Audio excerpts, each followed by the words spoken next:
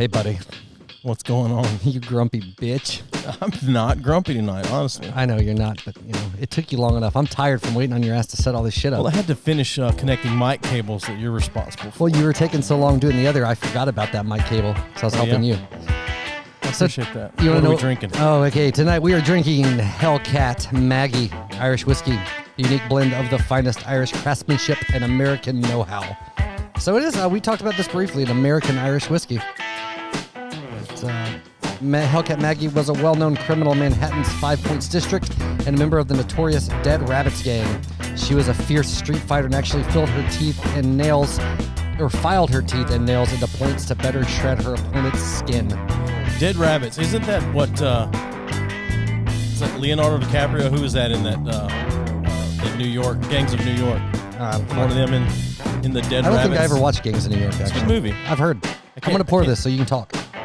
Talk. Steven is pouring whiskey. And we're recording remote tonight, so let's hope that he's not too heavy-handed, considering we're going to drive back. Oh, you bitch. And we got to unpack everything. And I'm a professional now. Are you? Yeah. You look like one. Well, so we got a guest tonight. Yes, we do. We are on location in Saints and Sailors Barbershop off of beautiful Central Avenue in Knoxville, Tennessee. We got Don, who's been on before with his boo Ben. Yes. And then Ben was on a couple weeks ago all by his onesie. And then Don occasionally calls in and bores the shit out of us via phone, but we got him here in studio. So what's up, if you count the calls, he's been on here more than anyone. This is true. Yeah, the my much handsomer, better half, Ben was on. It was fun though, man, getting to call in. Hope maybe he'll call in and interrupt us tonight. Or are we accepting calls tonight? I don't think we have the phone. No, I'm not. I didn't set it up. Yeah, yeah, that's just one extra thing. And Don is not a drinker, so he is drinking some sweet Topo Chico lime sparkling soda, even though he still says it's not as good as the Kroger brand. It's just Kroger. I'm a basic bitch, I guess. That's all right. So that's sexist. Cheers, guys. I'm not gonna tap your glass. I can't reach it. You know so what? Fuck far. you then. It's loaded with COVID. All right, It tastes like $20 whiskey. Yeah. Still better than Conor McGregor's shit ass bottle, proper 12. So? You think so? Every time I think about it, I spent $40 on that fucking shitty ass whiskey. Well, that's on you. Yeah. So how was your week, buddy?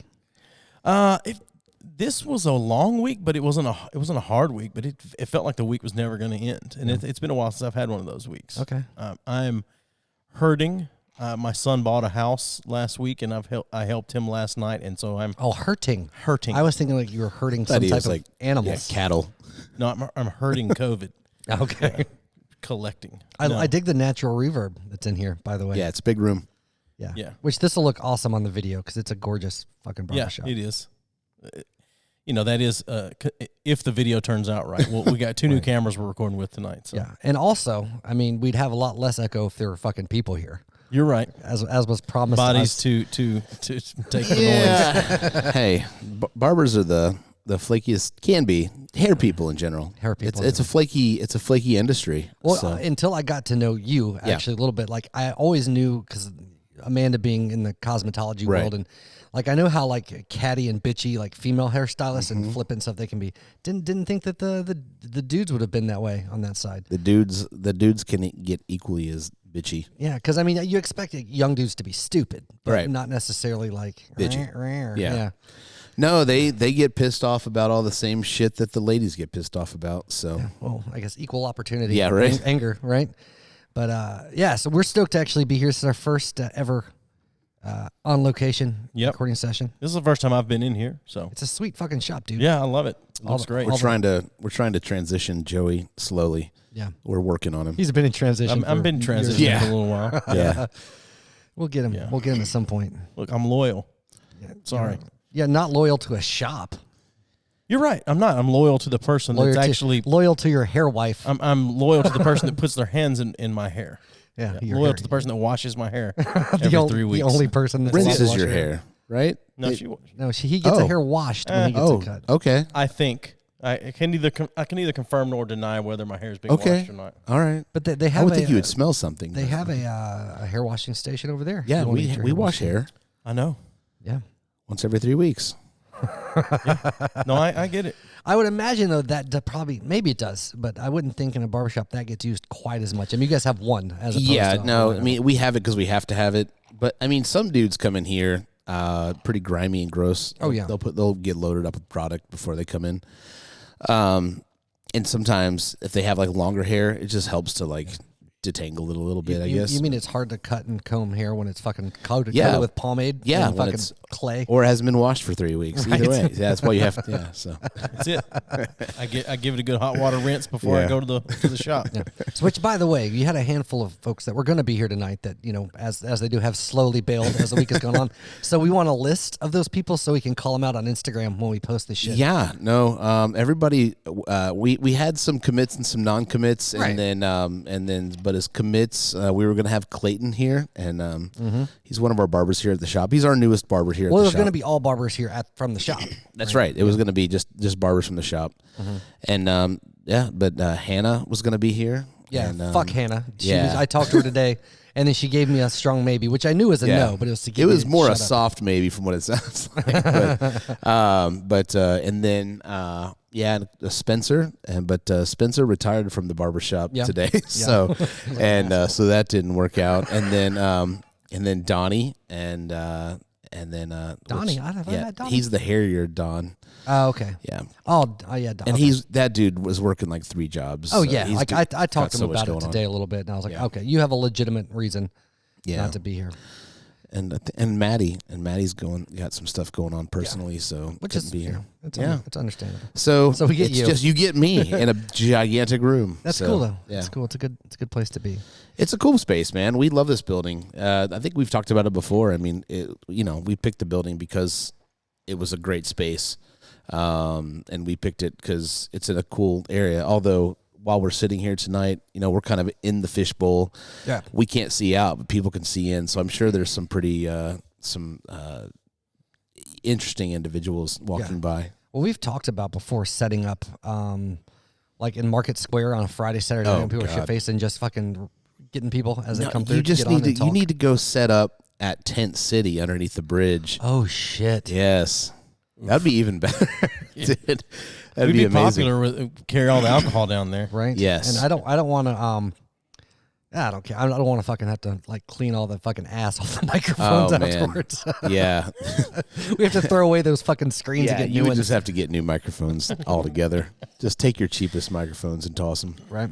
Get some of the switch on and off. I have a pack of 4 of those old Samsung mics that turn off. I've got a $20. USB Guitar Hero microphone at home. There you go. That will do. That's the status of microphones we need for. Yeah, because it's gonna have fleas, and then it's gonna smell like strep throat. I didn't know strep throat had a smell. It absolutely has a smell. Get the buses going. Yeah, you'll probably. I guess everybody will be hearing some background noise too, because there's a lot of activity on Central Street. The filters on these things are pretty good. Okay. I should say on the. Okay. It's got a gate. So, I should say. They won't hear the craziness unless we get something obscene. I hope somebody beats exposes their genitals against the window. And then we have our prostitutes, which I kind of now regret that we didn't set up an extra mic just in case. Right. We could interview a prostitute. I can share with Joey. Stoop kitty. Just sit in your lap. It's your microphone. She can use it. She was wearing jeans the other day. Oh, I'm being FaceTimed by my son's iPad right now. Oh shit. Yeah, we'll decline it. Okay. As we do. Yeah. But she was wearing jeans the other day, which is different from the normal sweatpants that she wears. Right. So she was dressed up for something. Yeah. Or it was a mouth day, one of the two. She had to go to court. Oh, okay. So just that, the jeans are not as easy to get off. So, yeah. Right on. Yeah. I thought there was more to that. No. I'm just sorely disappointed with where that was going. It started out exciting and then just kind of sputtered. Yeah. Sorry. So she was wearing jeans. Yeah. Okay. She was wearing jeans and not sweats. So, I mean, what more do you want? It was an exciting day here at Saints and Saints. So one of my favorite things about the shop is the fucking Screeching Weasel MXPX painting that you have over there. I saw that earlier. That's nice. Yes. Yeah. It's a little homage to a couple of bands that, Ben and I grew up loving, as well as a Tarantino. I keep putting this right in front of that camera. I noticed, but I wasn't going to say anything. Yeah, no, you can say something. You can just not go to that camera in those shots. But in Tarantino is from Knoxville, so it's a nice little homage to Tarantino as well. So, which I don't understand why he hasn't come on the podcast yet. It's weird because no one's asked him. Yeah, right? Because I mean, we'll let him say the N-word all he wants because he's Quentin Tarantino. You know, you guys, the people that you guys should be hitting up are the people that are like. I guarantee you, like if you hit up like Bill Murray, right? that dude will. Yeah. That dude's just he's so willing to do anything. Get the number to his like random voicemail shit that he has. Yeah. He's so willing to do anything though. Like, that's the kind of people you have to go after. Yeah, dude, we get turned down so much by so many people that you think would have nothing else better to do. Yeah, yeah.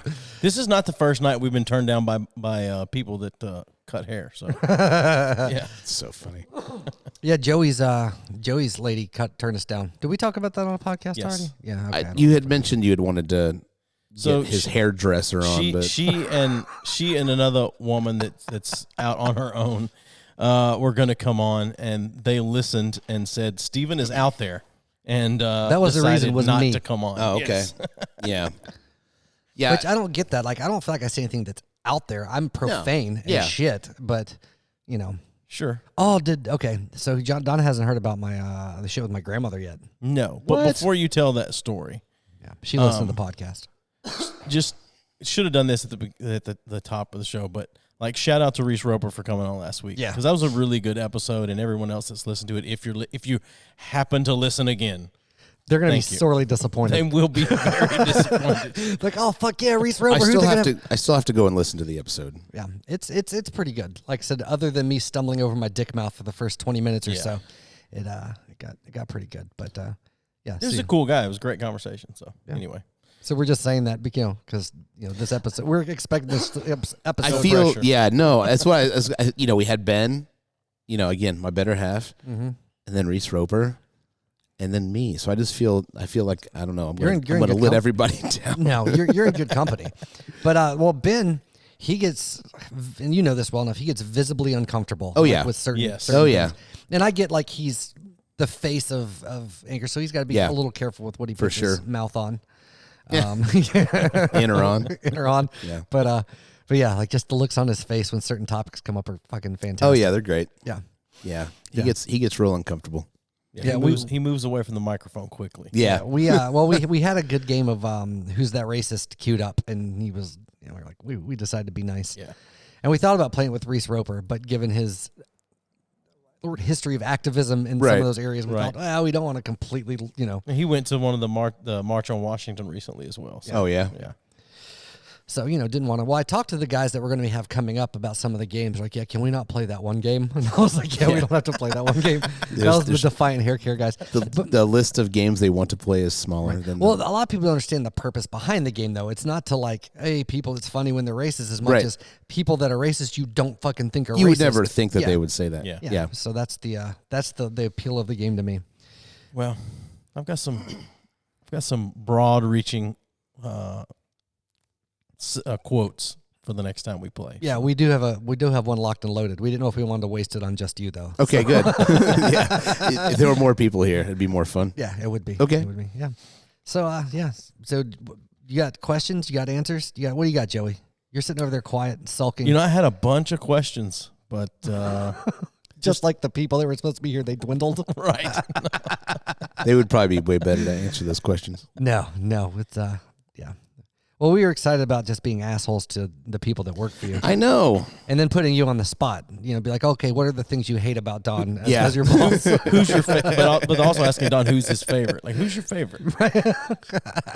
That's so funny. Yeah. And so I actually was going to ask you if you feel like going into it. So yeah, you've had your first foray, especially with the COVID shit hitting, into some bumps in the road shop-wise, and then I think like a lot of salons and barbershops deal with. And I feel like with barbershops, it wasn't as common until they've become more popular over the last 10 years, and now they're more of a not old crusty men in a corner that go and fucking do one thing with a fucking pair of clippers and done. And but so you've had a lot more shop drama than expected, I guess. I mean, without getting into all the details, but it's one of those things, man. Well, I will blatantly say, and I've talked to a man about this, and we both can agree, but you guys have had one shop in here in town that's fucking tried to poach some shit from you guys. Yeah, and that happens, man. Yeah. And so, I mean, it definitely happens. It makes you definitely at least feel like you're doing something good, you know, that, you know, I mean, that other shops look to you. You know, I feel like we check all the boxes, you know, and so I definitely feel like, you know, we've got a great shop. You know, we've got good barbers. You know, I will say everybody I've been to, even when I've changed up, or I've never had a shit haircut here. Yeah, so. And we've got a solid team, and you know, we promote education within the shop. You know, it's you know, the pay is good. You know, I mean, it's like every we just check all the boxes. You know, right.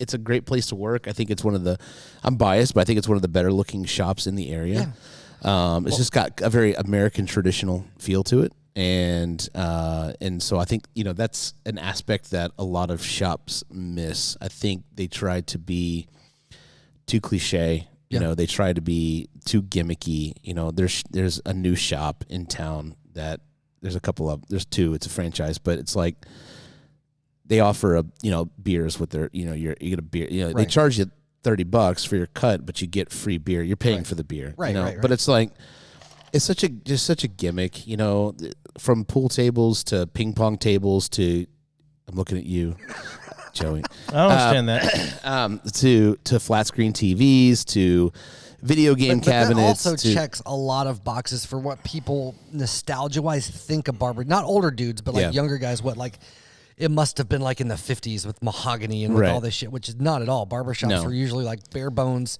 like old crusty dudes telling jokes about fucking pussies and no, I mean, dude, we've got a couple books in the back. It's called Barbershops of America, and this photographer went and visited 150 barbershops, new and old. There is a fucking hair on this microphone, like somebody's pube or something just keeps poking me in the lip. It's disgusting. Yeah. But so anyway, and yeah, you look at what that old barbershop is, and it's not what shops today portray to be what barbershops were. And it's the type of barbershops you see on like Mad Men and shit like that. Right. It might have existed at the super high end in New York in the 50s, but the average like blue collar barbershop did not have that vibe. It was a dump, you know, for the most part. And a lot of those shops still are, you know, that have these guys that are like 90 years old. That book's so funny, man, because there's one where it's like, they go to this old guy's shop and they took pictures at this old guy's shop. And I've got to get this hair off here.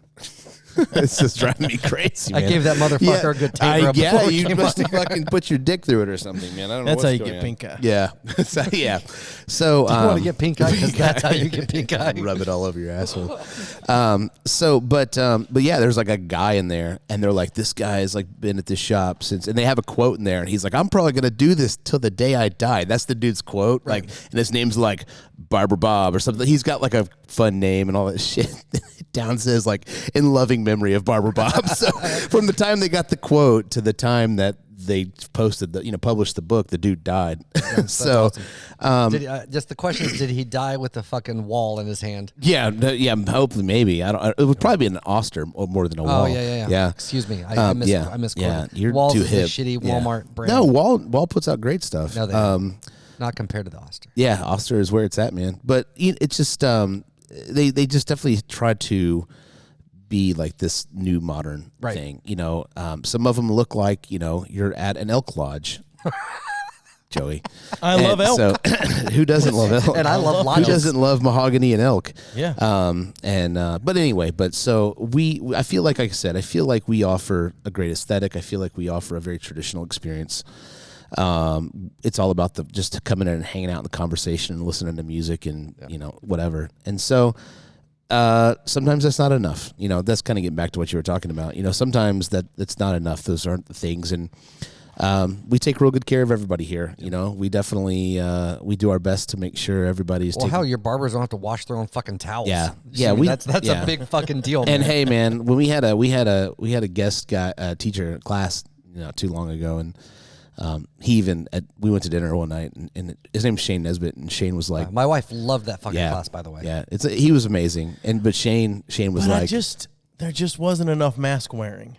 For me. So why wasn't there any masks? I don't know. It's just it's hard to support that. Yeah, it was a mask-free class, listeners. So we didn't wear masks at the class, and we were giving shit about it through social media. But even like Shane, like he even said to me at dinner one night, he's just like, dude, you spoil him. You know, he's like, and he's like, that's, you know, there's nothing wrong with that, but we take care of everybody. You know, we want to make sure everybody's taken care of. And that's one thing Amanda was saying when she came back from the class. She was like, she really liked it, mostly because he wasn't like kissing anybody's ass or like, you this. He was like, you got to fucking hustle. Yeah. You got to work your ass off. You got to do this. And like, people are like, well, what about this social? She was like, you got to fucking like, it's not just Instagram. You got to go out and do shit. And she fucking loved that side of it because he was. Shane starts cutting hair at 2 a.m. Yeah, because he knows like some of his dude. He's made a living off of getting like fishermen up there in he's in the Bay Area. He's in San Francisco, like who start their day at like 2, 3, 4 in the morning to like that want to have great haircuts. Like, I mean, you know, he started off cutting predominantly black hair and didn't even know how to use shears. You know, no blondes. Huh. Yep. Yeah. Just black. just blacks. Just and so he but then yeah, man. So then when he started kind of branching out and cutting, you know, straight hair, and not coarse hair, but I mean, yeah. And so why not gay hair? No gay. Yeah. Wow. That's right. He but anyway, yeah. He just started cutting all these like fishermen, these wharfmen. Wharfmen. So, yeah. Yeah. No, like I said, Amanda's been getting the itch talking about she doesn't feel like she's quite ready to do it, but she's talking about getting her barber's license. Yeah. Possibly talking to you, possibly, you know, going down the road. Okay. Yeah, she can start her career here. We're just here to jumpstart everybody's career. Yeah, for sure. So, but you know, we just celebrated our 1-year anniversary on the 10th of September, and okay, the hair actually came into my mouth that time. Damn you, Steven. I'm just gonna take this I'm pop sorry filter for off. coming into your mouth. Yeah, I know. I'm gonna like angle it this way, I guess now. But and we really at this point, the only 2 people that are left from when we opened were me and my front desk manager. That's it. You know, we don't have a single barber at this point now. Which he's a great dude, by the way. Yeah, Donnie's amazing. I fucking love him to death. death. But it's okay. You know, it's like at the end of the day, I don't want this to be the place that I don't want anybody to finish their career here. You know, I do want it to be a place where you can come in and you can grow and you can be here as long as you possibly can. But there's also leaving, you know, people that leave too early, you know. Right. And so everybody at some point has, and it tends to be, I think, more prevalent in like not public service, more of in God damn it, what's the word I'm looking for? Hospitality type of things. Is grass is greener type of shit. Like, oh, you know, a bartender, well, the tips are better at this bar, or a server, the tips are better here. I can do this, I can do that, whatever. And I think that's in the customer service industry, I guess is what I would say. Is there tends to be a lot more of that shit. You know, especially if you hit like all the COVID shit hitting, right? Everything slows down. It's like, well, I could be maybe more busy here, so I'm going to go do that and whatever. Even though that's not fucking true. Like one of the shops down the road, like I just realized they have like 4 chairs, like, and they're never fucking full. Yep.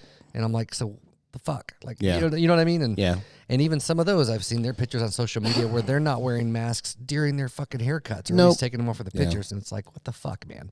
Yeah, and that's the thing, man. It's just like, we survived. You know, the whole thing is, the whole quarantine thing happened after we've been open for 6 months and 10 days. Right. You know, we made it through quarantine. We made it through summer. Summers are, you know, I think I've said on the show before, you know, summers are historically slow for barbershops. Guys just don't cut their hair as much. They don't style their hair as much in the summer because they're at the pool or at the lake or wherever, or hiking. And so we slowed down for summer. We slowed down for, you know, COVID, and like we still grew month over month. Yeah. So, I mean, it didn't slow down for us. Every day, like even at this point, like over 50% of our clients are brand new to our shop. Yeah. None of them are Joey, but 50. See, I usually book in advance, like when I come in, but like today, is Jude's birthday weekend, and he loves coming here and getting his haircut, so that's our dude weekend thing. So we were going to come in, and I was like, I looked at the schedule, and they were, you know, wide open. 2 of your barbers were wide open. I was like, cool. And I was like, well, I'm going to go ahead and book a time anyway. And I'm glad I fucking did, because when I came in here, the chairs were fucking full. Yeah, we filled up today. Yeah, which is awesome for your folks. But I was like, well, fuck. I'm glad. But it's also a great spot for walk-ins, because Central's growing the fuck up. And neighborhood's amazing. Yeah. Prostitutes and all. Well, the gentrification is slowly creeping in this direction, which is pushing out the poor. Yes, pushing out the poor. Yeah, yeah. We were talking about gentrification on the way over were here. You? Yes, we were. Yeah, Joey's all about getting rid of the pores. Hey, man, or just I'm just about making their neighborhoods better. Here's the thing. Safer. You know, this is what's so crazy is like the house that we were talking about earlier. We got a house 2 doors down. It's an abandoned house. It's all boarded up. 3 doors down is way superior. Yeah. They break in. People break in all the time. Now, this is a house that has no power running to it. Somebody broke into that house, and one morning, they showed up. The guys that owned the business next door showed up and saw there were lights on inside the house. So essentially, the story is that these people who have no place to live stole a meter, hooked up to that house, and got power running to that house. And turn it into a dirty fuck castle. If you know how to steal a meter, unhook a meter, hook a meter up, and get power running to a house, you should have a fucking job. Yeah. So, like, you have potential to, have some sort of hope and to be a working person in the society. Yeah. Well, it's funny, though, with the working thing, it depends on what you're willing to do and not willing to do. And I get at a certain point, like, I had this conversation. I was talking to this person. They work exclusively with, like, homeless people to try to get them either rehabbed or employed or whatever. He said the issue a lot of times is these guys, they get to a point where they've given up because they've been destitute for so fucking long. And then you get to a point, you smell bad, you don't really have easy access to a shower, you don't have an address, you have all the shit that you have to get a job. And it gets to a point where you're just not employable. Yeah. You know what I mean? To a point. For sure. Yeah. With that spiral. I think Knox, and this is a whole nother, probably we'd spend a whole podcast on this, but I think Knoxville deals with more of a mental crisis in their homeless population than transient homelessness, which, but a lot of times that shit spirals into that too. Like it's kind of a cyclical thing. And I mean, some people it starts there and some people it ends there. Yeah. You know what I mean? And I think a lot of those people get there because they have the cousin Eddie syndrome. I'm holding out for upper management. Yeah. So they don't. Yeah. For sure. Yeah. They just won't take the job flipping burgers because they want the $50,000 a year job, and it's like, well, you should just flip burgers or hook up meters until. But even depending on the shit, like Eli has been trying to get a job for 6 months now. He can't because with the COVID shit, it seems like they're hiring a lot of like older people that need work, which is fine. And before then, like a lot of the places here hire college kids, and he's like just about 17, and it's like he got a job at McDonald's. Well, they say that they got all of his payment information, W-2, all that shit. And then bought him his work clothes. They told him what he'd need. And then they're like, okay, we'll call you when you're supposed to start. And a week went by, 2 weeks went by. And I had him follow up, and they were like, who are you? Like, they had no recollection of me. That's funny. I was like, God damn it. I just spent fucking $100 on dress clothes for this motherfucker. That's so funny. Yeah, but he's been pissed. Like, he's been trying so hard to get a job, and he just can't fucking get one. But he also can't work fucking labor. Like, he can't go and, fucking pull cable for somebody or whatever. So if you need a shop sweeper, I don't right now. I know. I'm joking. I don't, but dude, I mean, it is. There's definitely it's a weird time because I mean, there's a lot of jobs, but as it grows, people are being more selective though about who they hire now. They are, but at the same time, there's a lot of like general labor shit. Like you can go on Craigslist at any point in time and find a job, maybe $50 for fucking clearing brush out of somebody's backyard or fucking digging a ditch for him and shit. So I mean, this shit's out there, but again, people are weird. Like you show up and you fucking haven't showered in 7 days. Some people are gonna be like, I don't know. If I'm paying somebody to clear brush, I don't care what they. I don't care what they look like or smell like. Yeah, I care a little bit. A guy showed up in our neighborhood going around trying to stir up business for like yard work, and he he came to the door shirtless. And I'm like, you're trying to stir up business. Like, I'm not saying you got to wear a suit and tie, but I mean, put a shirt on. Well, fuck, maybe it was just hot. I'm sure it was hot. One of those. I wouldn't know I was moisture air conditioning. So I want to get somebody because I started traveling and I'm working a fuck ton during the week to cut my yard.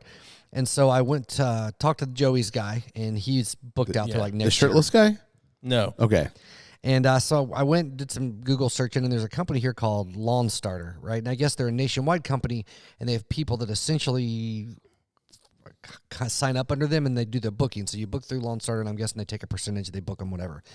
And like a franchise. Yeah, but there's a 3-cut minimum, like when you first do it. And it's not that much. I mean, it was like $40, some shit like that. But anyway, Today was my third mow, and this guy fucking sucks so bad. I'm fucking done. Yeah, but each area only has I couldn't request a different lawnmower because he's the one assigned to this area. And it looks from a distance, you see the lines in the yard, looks really pretty. You get up closer, and those lines are grass that's 2 inches higher. Or he's missed. Yeah, he just went. Yeah, he just went every other row. Or it looks like he has his fucking shit at an angle. Is what it looks like. Yeah. And then he'll skip half the yards, and they're like, "What do you not like about your shit?" And they're like, "Oh, you have to upload pictures." I'm like, "I'm not going out to my yard and uploading goddamned pictures of my grass. Fuck it. I already signed a 3-cut thing. I'm just done with you assholes." Anyway, don't use them. Go buy. Just find you $100 used lawnmower. You have a 17-year-old kid. Yeah. There you go. Yeah. I have a lawnmower. Pay him $40 every time he cuts it. Yeah. Or Fuck not. that. Pay him $40. Fuck that. Pay him 20. Yeah. No, that's the thing. Pay him 20 and tell him he's got to fill the lawnmower up. Right. No, that's the. Yeah, right. It's an electric mower because I'm green. You hippie. Sure you are. Jesus. I'm cheap. I didn't want to have to fucking pay for gas. But yeah, no, I was going to start doing that with him because when I first moved, he was in school and all that shit. And then COVID, he was trying to find a job, thought he had whatever. The point is he hasn't, but he's going to. In exchange for gas money is what I'm going to exchange him for. So that way, where does he go? Where does he go? What does he do? Doesn't do anything. That's why I won't have to pay him much. Oh, okay. This is an easy sell. Yeah. I'm trying to get Olivia to take him out sometime, but like she said, she has that maternal thing. She'd want to protect him everywhere. Yeah. So, and plus, it'd be weird for him walking around with a boner the entire time. He thinks Joey's daughter's smoking hot. Yeah. Yeah.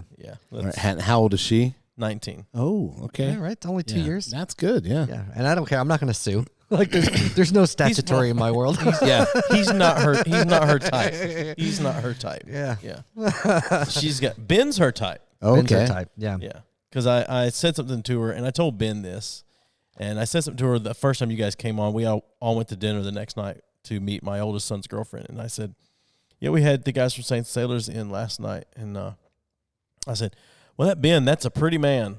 I said, "That Ben is easy on the eyes." I said, "He's your type too." And she's like, "Oh yeah," and I said, "Yeah, tall, white guy, tattoos."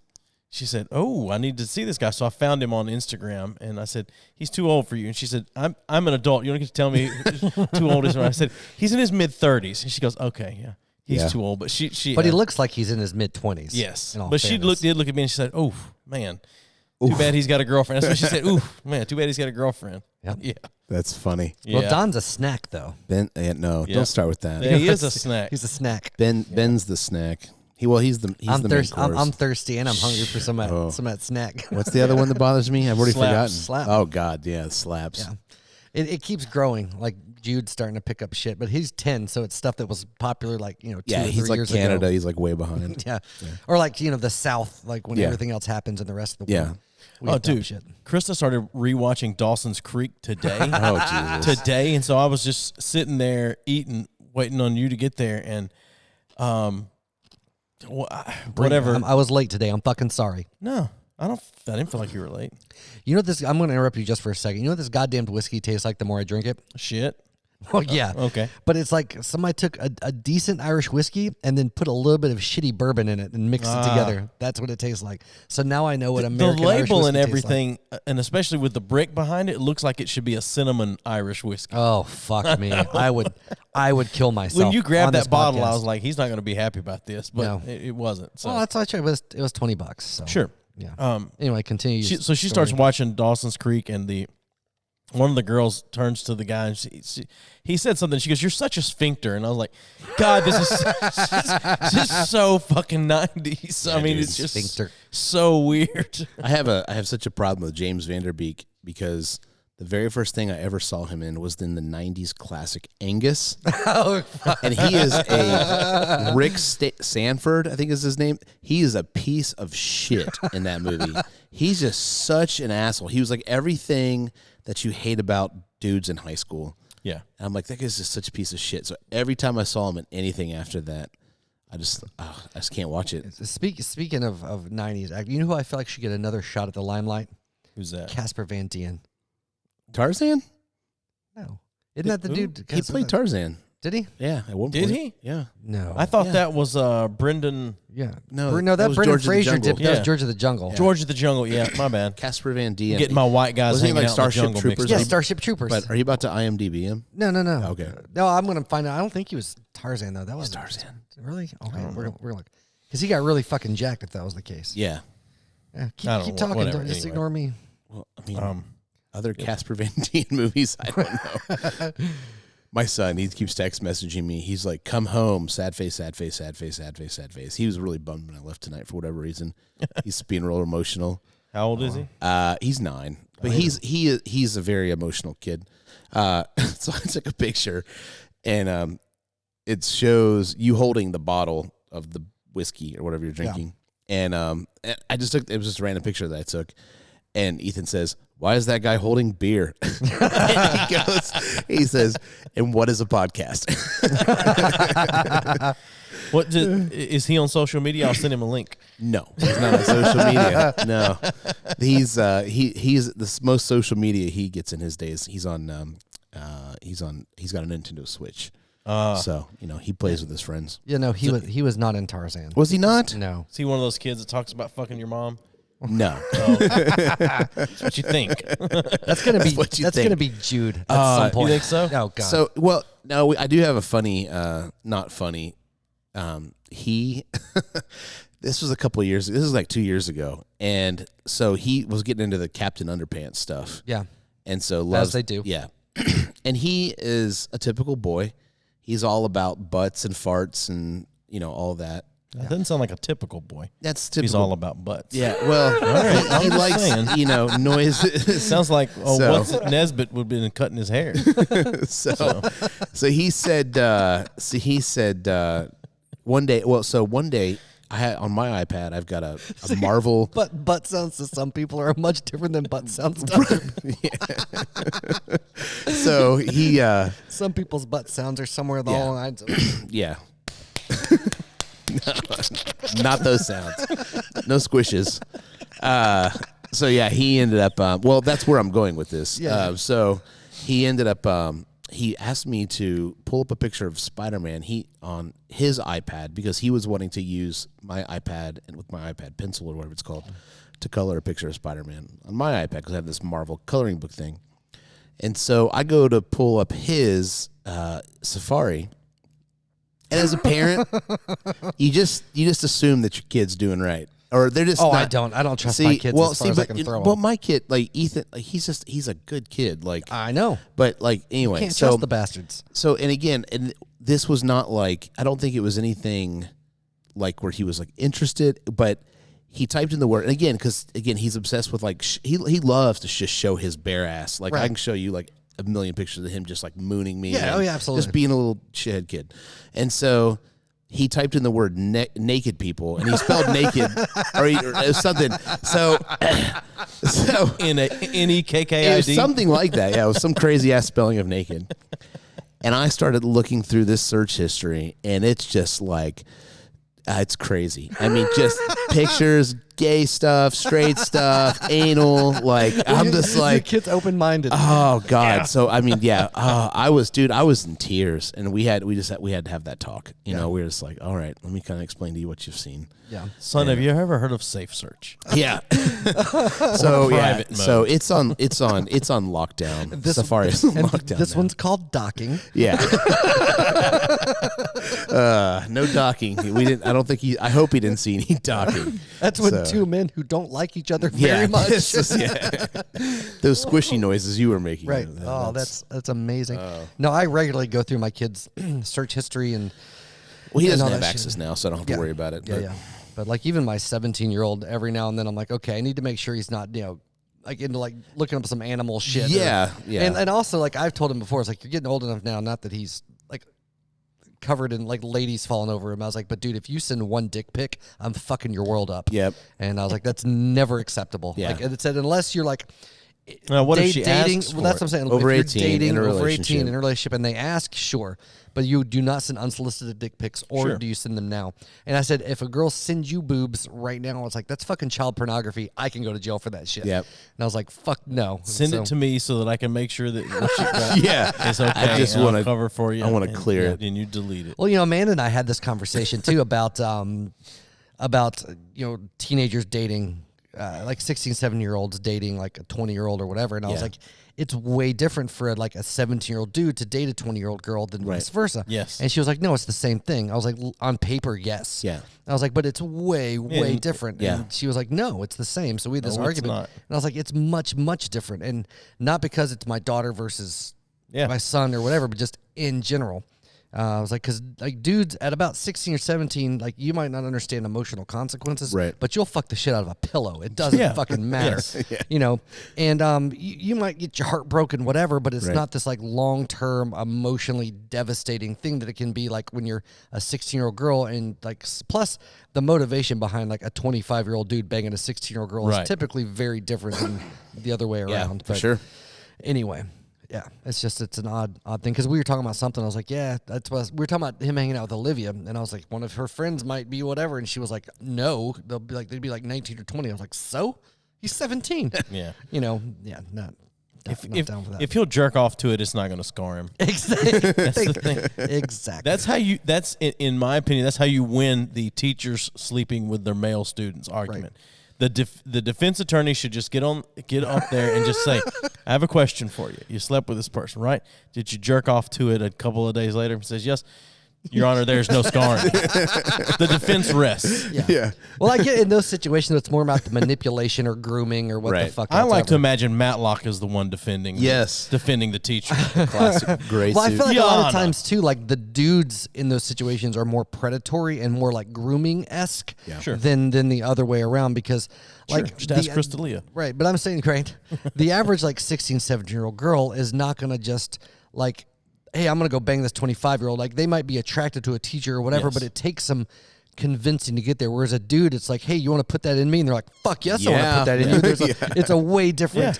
Yeah. And granted, I understand things have changed a little bit, and there are more girls that are sexually open-minded as far as, but a lot of them are, fucking banging when they're 14 years old. You know, it's whatever.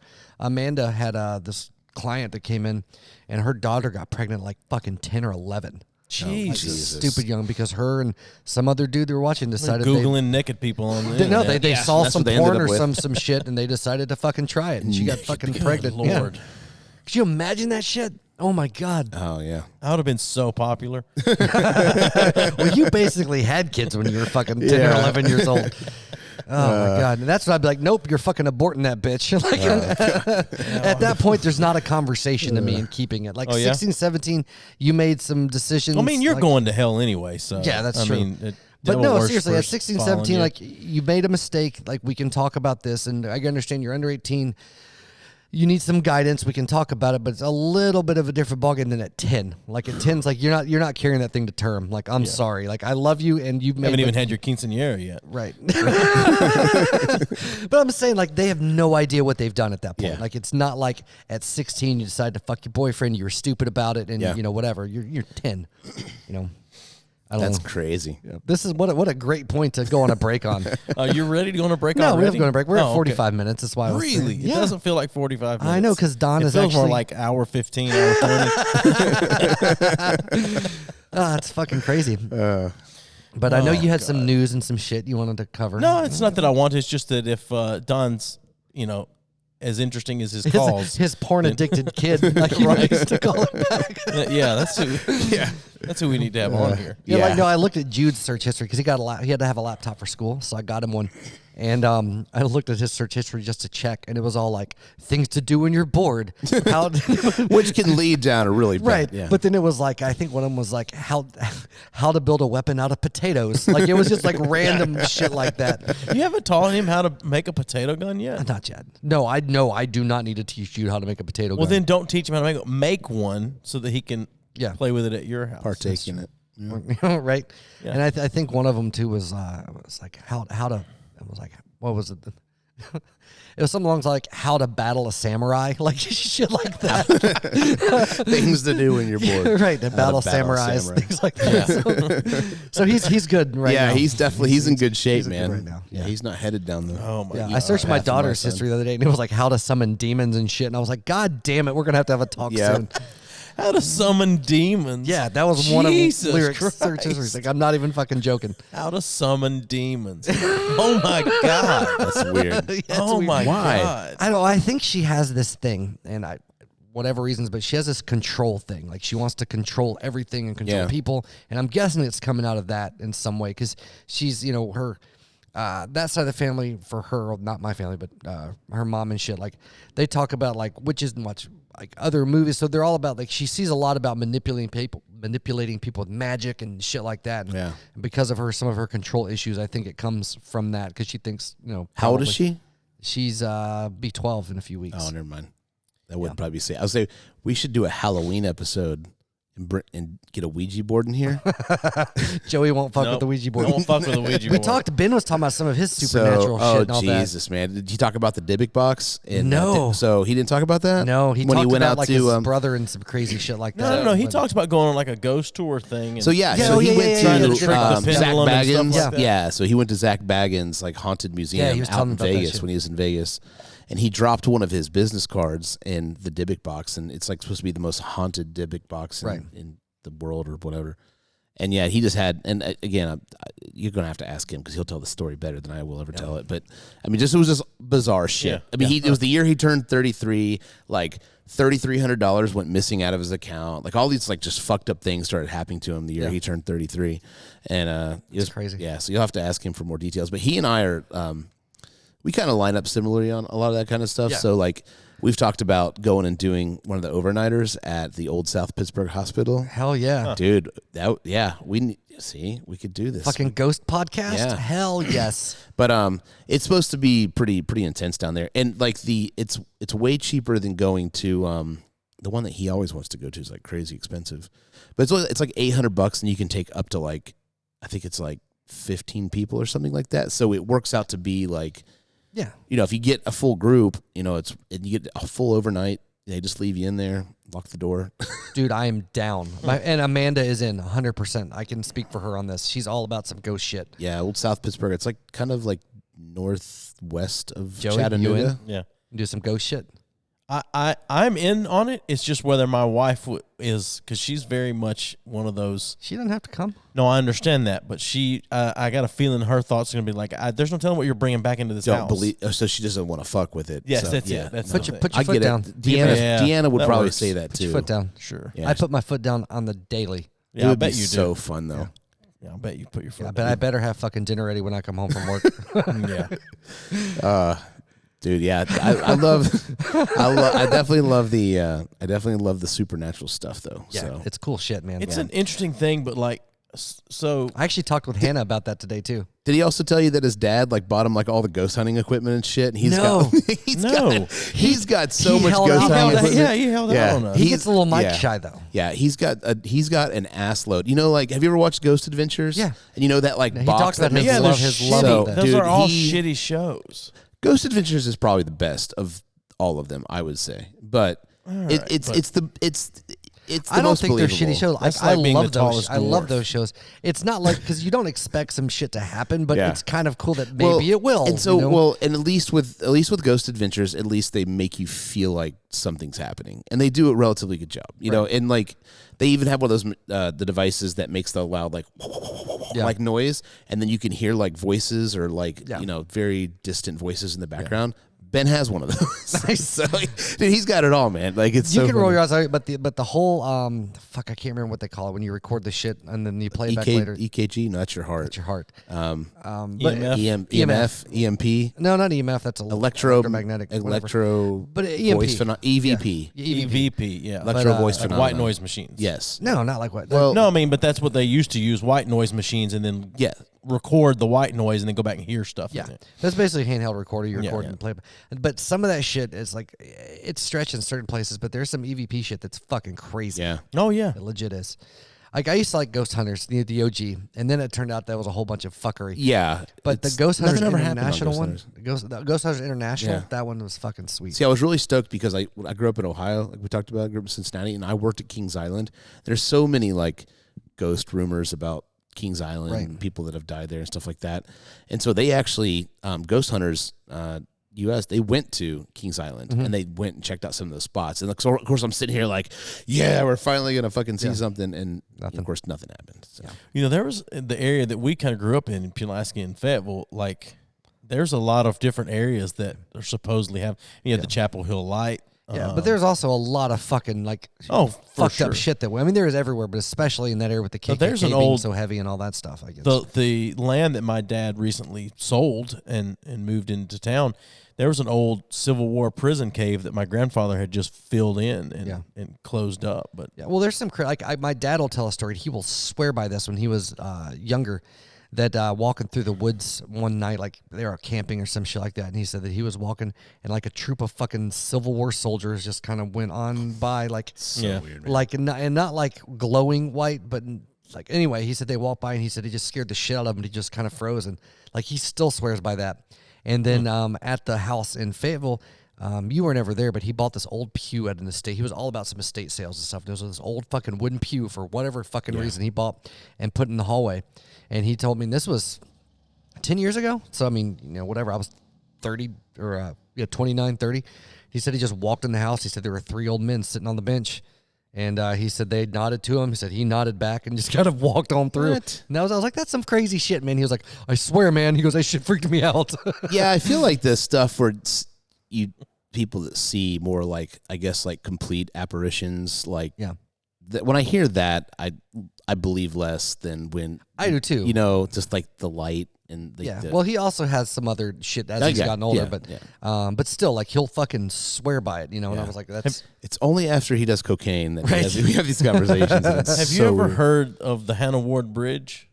No. It's in Prospect. So I grew up right next to the road that led down to it. I don't know if you had ever heard of it or not, but it's the story was supposedly that supposedly, that a Native American woman was running from some soldiers carrying her baby. She got to this bridge. She threw the baby off, and then the soldiers got there and like killed her and threw her off the bridge or whatever. And you go down there at night, and it's dark and quiet, which the bridge is shut down. They've taken the planks out. You can't cross. You have to like walk across the steel beams to get across the bridge now.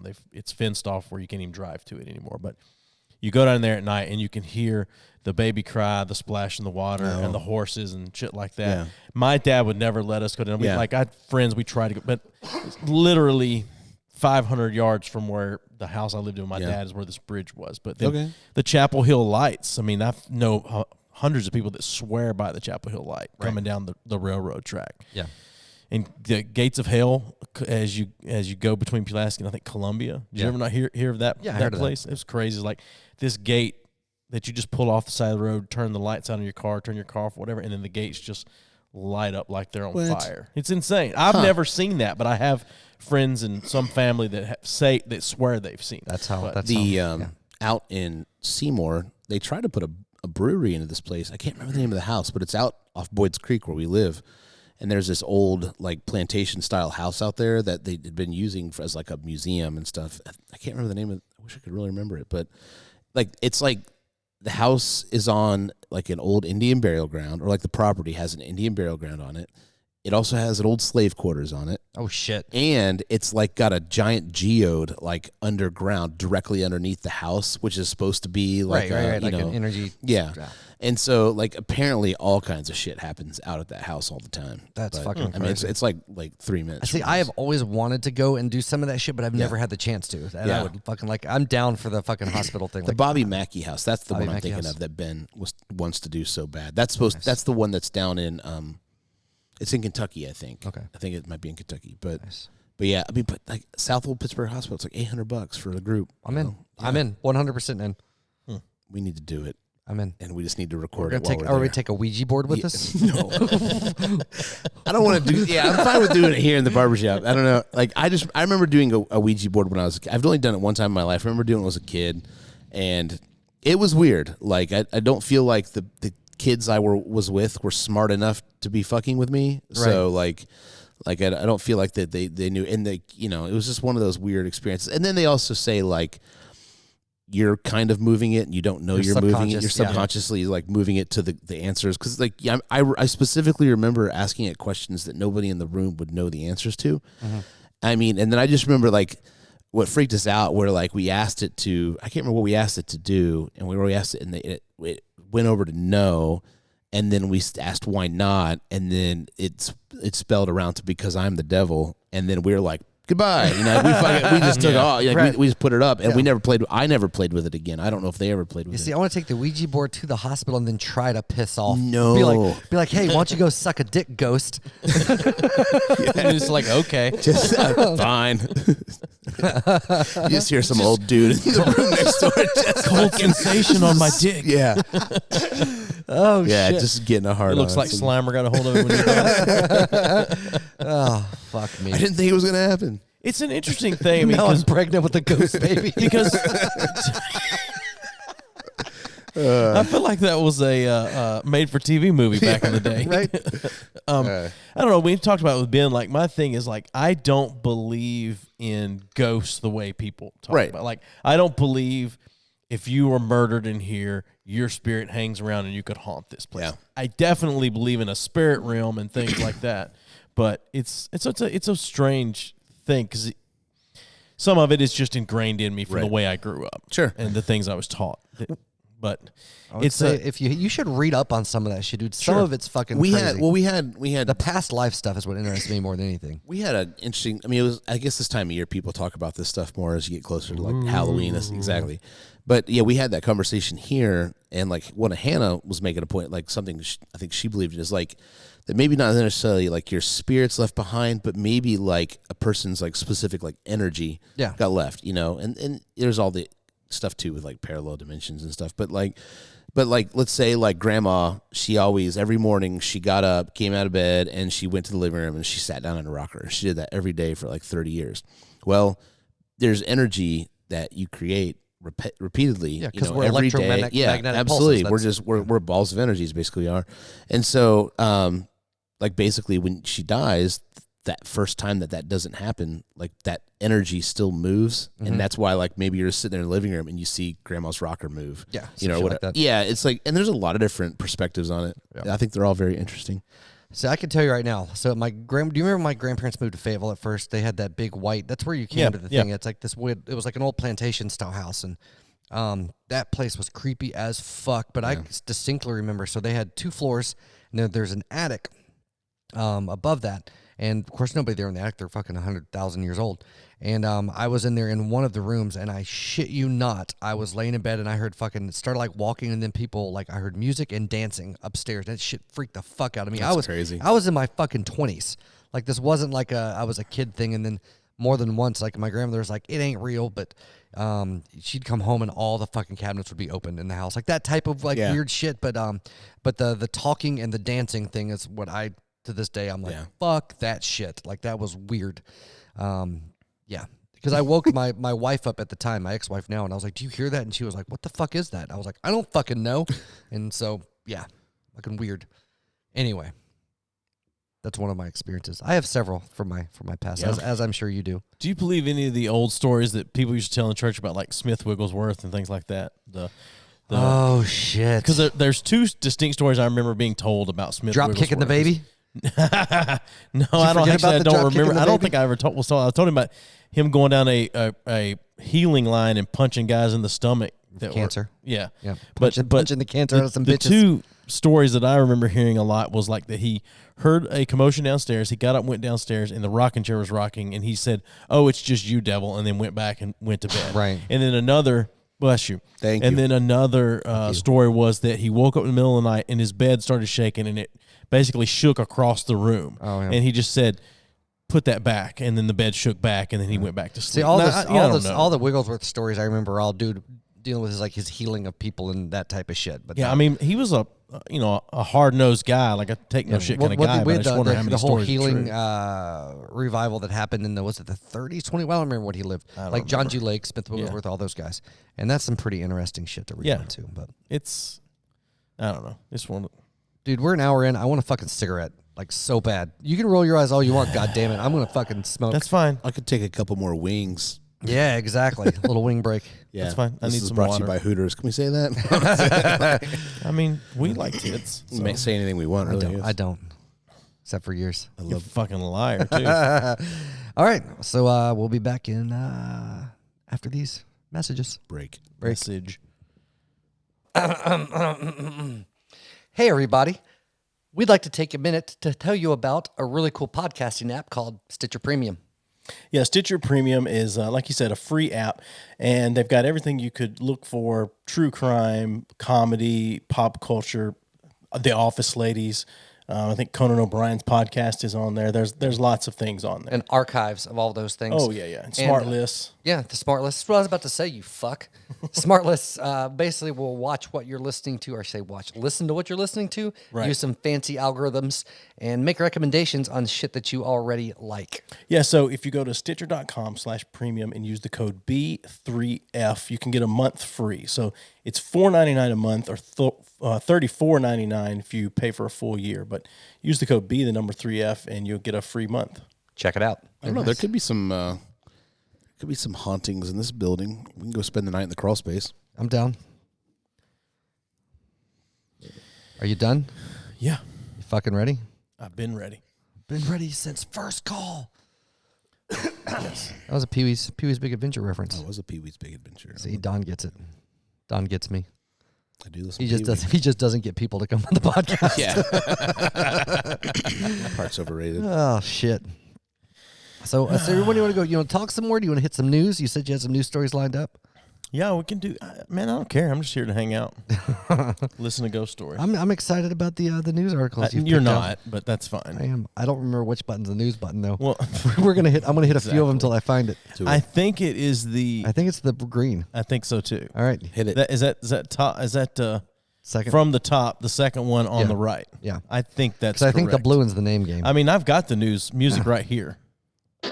Hey, look at there. We were right. Yeah, it's news time. It's very newsy. So I know Don and I also talked about reading some of the Mask Up Knoxville stuff. Yep. As well. Oh yeah, So- that's a great idea. Mask Up Knoxville. Yeah, we've got to go through that. Yeah. See, I'm not on the social medias other than the Instagram and my. Even though Five Iron Frenzy did follow me on Twitter, which Yeah. I don't know why they would fucking follow me on Twitter. They're keeping their eye on you. I guess, right? So I don't go full stalker on Yeah. Reese. Yeah. He did seem kind of weirded out that I said I wanted to be best friends and buy a house next door. Why would he be weirded out by that? I don't know. No. All right. This may be the first time we actually get to go over some like legitimate news, like as it has happened. Yeah, something So- big. Yeah. So, Her Highness Ruth Bader Ginsburg passed away, RBG. 87. Wakanda forever, man. No, I love the reaction though. Is people are like, I can't believe it. Like she's gone. I'm like, well, she was 87. So 87 like, and 87 and had cancer. That's a good run. Yeah, I think I can believe it. I mean, I can buy. Well, I into think that. a lot of people don't really know who she is. No, or I think they was. just know the name. And my name, well, that and she's been equated with women's rights and a lot of other stuff, and that they just know that general. Because I can tell you, I don't know who the fuck she was or what she did or what she. I don't nothing because I don't follow politics in general. She was the first woman to fly across the Atlantic and not die in the Bermuda Triangle. She was also deaf and mute. And That's true. yes. That's true. I forgot about that. She swam the English Channel. No, that wasn't her. not the English Channel. Okay. No, the Amazon. You're thinking of Rosie Riveter. Okay. Yeah, Rosie. That's right. That's right. She was swimming the English Channel, riveting the tunnel together. Yes. So She riveted all the way across. Her and Amelia Earhart. so the Supreme Court said in a statement that Ginsburg died at her home in Washington, D.C., surrounded by family. She was 87. Whenever people say that somebody dies surrounded by family, I always think that they are have the ones weird- that did yeah, the killing. yeah. Like they surrounded them. Everybody just put 'em stand taking fucking shots. Yeah, I saw Because where. I mean, in any other context, if somebody said, "Well, they died surrounded by a gang," like you would just assume that they were murdered by the gang, Sure. Or he died surrounded by police officers, whatever the case may be. But you don't, I don't know. That's what I always think. Well, I saw a tweet when it came out that she had died, and and I can't remember who it was now, but it just said, "Ladies and gentlemen, civil liberties are now dead." I thought, I don't know that you can put that. Maybe that's what killed her, is the weight of all civil liberties on her. That's a lot of pressure. That is a lot She's of like, pressure. I'm done. Yeah. So, and a lot of people too have been like, but now that she's gone, Trump's just gonna. I was like, yeah, he's not gonna do much worse than he's already done. Yeah. You know. Yeah. Anyway. Well, and I think and I mentioned this earlier off the podcast, but I think it's interesting too. Like, everybody just acts so endeared by her. Like, they've always been a fan, but I feel like for some people, it's like they're figuring out who she is now. Yeah. You know, and it's kind of like when, the team who should have won the World Series won, and then all of a sudden everybody's a fan of that team. Yeah, it's bandwagon. Yeah. Yeah. And so I think everybody's just kind of realizing, oh, wait, I've always recognized that name. I didn't realize that's who this person, what she was all about. It's weird, though, how much political bandwagoning exists. It's ridiculous. Anyway, and maybe it's always been this way. I'm super not politically active, but just observing, I guess, the louder people over the last few years. And like when Bernie first hit the scene, or such, like the bandwagon of all these people, like, oh, this is what he does, and they don't know anything about his history or what he's done. It's just what he's saying now. And then it's funny that when he didn't get the nomination, like, nobody voted. Everybody's like, well, fuck this. If Biden can't win, and now look where we are. Right. But anyway, just that in general, and I don't know. It's so weird to me. And then that you surround yourself in that bubble, and that's it. That's this. What is it? Bias confirmation. That's And but I was reading. Amanda and I were talking about this too, and she shared this article with me, and they were talking about a lot of that. No, it's from a documentary. The Cuties. Oh, it's on. Yes, it's on Netflix. It's a social media documentary, and it's talking about the algorithms of that, like Facebook, Twitter, and all that uses. Yeah. Oh, okay. And how it tracks and it keeps up your social media. It finds out what your political affiliations with, and it starts feeding you just news that confirm those things, and then based on your friends, and then the people on the opposite side, it just feeds them those stories. So essentially you have people that are like, you haven't heard about this? This is what Trump's doing. The other people are like, can you fucking believe this? This is what Trump's doing. And they're two very different things, because the streams are catered to them, and because people, we live and die by what you read on Twitter, social media. I read something that said Twitter is like the single biggest source of news consumption now in the world. Right. But then because of those things, like, people only are in their bubble of whatever they believe in being confirmed all the time. And we've talked about this before too. I think maybe the last time you were here, that people don't necessarily circle themselves with friends that have differing opinions now. Right. So there's never a challenge to your thought. And a challenge now is somebody that's hate-filled, or like, oh, you don't believe the way I believe in this, so you're a fucking racist, or you're a fucking misogynist, or you're transphobic. If you don't wear a mask, you're a Trump-supporting racist. Right. Well, that's funny, but there's have you heard a lot of the really liberal folks, there's anti-maskers there too, because it causes disease and it causes this shit, and it's just like fucking stupid. Yeah. Like, you're all the same. You're all the fucking same. Oh, yeah. It's... But it is funny to me that everything's so, it's like, well, because my wife and I were talking earlier about black conservatives, and that people are really offended. Like, liberal people are like, you're a betrayal to your race. Like, how can you be this way? Right. You're held down. But a lot of their narrative is way different. They're like, some of them, I came from this, and I've managed to get to here. And so, I don't feel oppressed. Like, I've gotten to this point. And some people are like, well, you've invalidated, and it's their life and the path that they've walked. And one's not better than the other. It's just where people are. And, there are things that I would agree with, or you would agree with, or disagree with, but it's just everybody's fucking, I don't know. I don't understand. I don't understand people's complete disdain for other opinions. Yeah, it's bizarre, man. It's the whole, you're entitled to your own opinion as long as it's the same as mine. You know? Exactly. It is so frustrating that, like you said, I mean, it's gotten to such a place. Like I just said, it's like, you can't say you got these two old jackasses running for president, right? Right. And if I were to say, well, I'm going to vote for Trump because I know what the last 4 years have been like, I don't like either one, but I really don't want to jump into some new crazy old lunatic that could potentially die. Then even if that was what my sole decision was based off of, right, I would be like a Nazi racist. Yeah, fascist. Yeah. I mean, it's just these extremes exist right now, and it's so weird. It's like people just can't feel a certain way without someone taking it out of context and making it right. But also too, like there's this weird shift too. If you support this person, you suddenly support every single thing that they do. Right. Like there's no like, okay, I like this one aspect, this other doesn't have it. This is the one thing I care about, so this is the way I'm going. Nobody will admit they're selfish. Right. Like this person like does all these things I don't like, so fuck them. This guy does mostly what I don't like, but I like these couple of things, so that's what I'm going with. Right. But there's none of it's right and wrong, which is I don't know. Yeah, you can like David Duke's stance on race and not like his political stuff. I mean, like it's fine. I mean, right.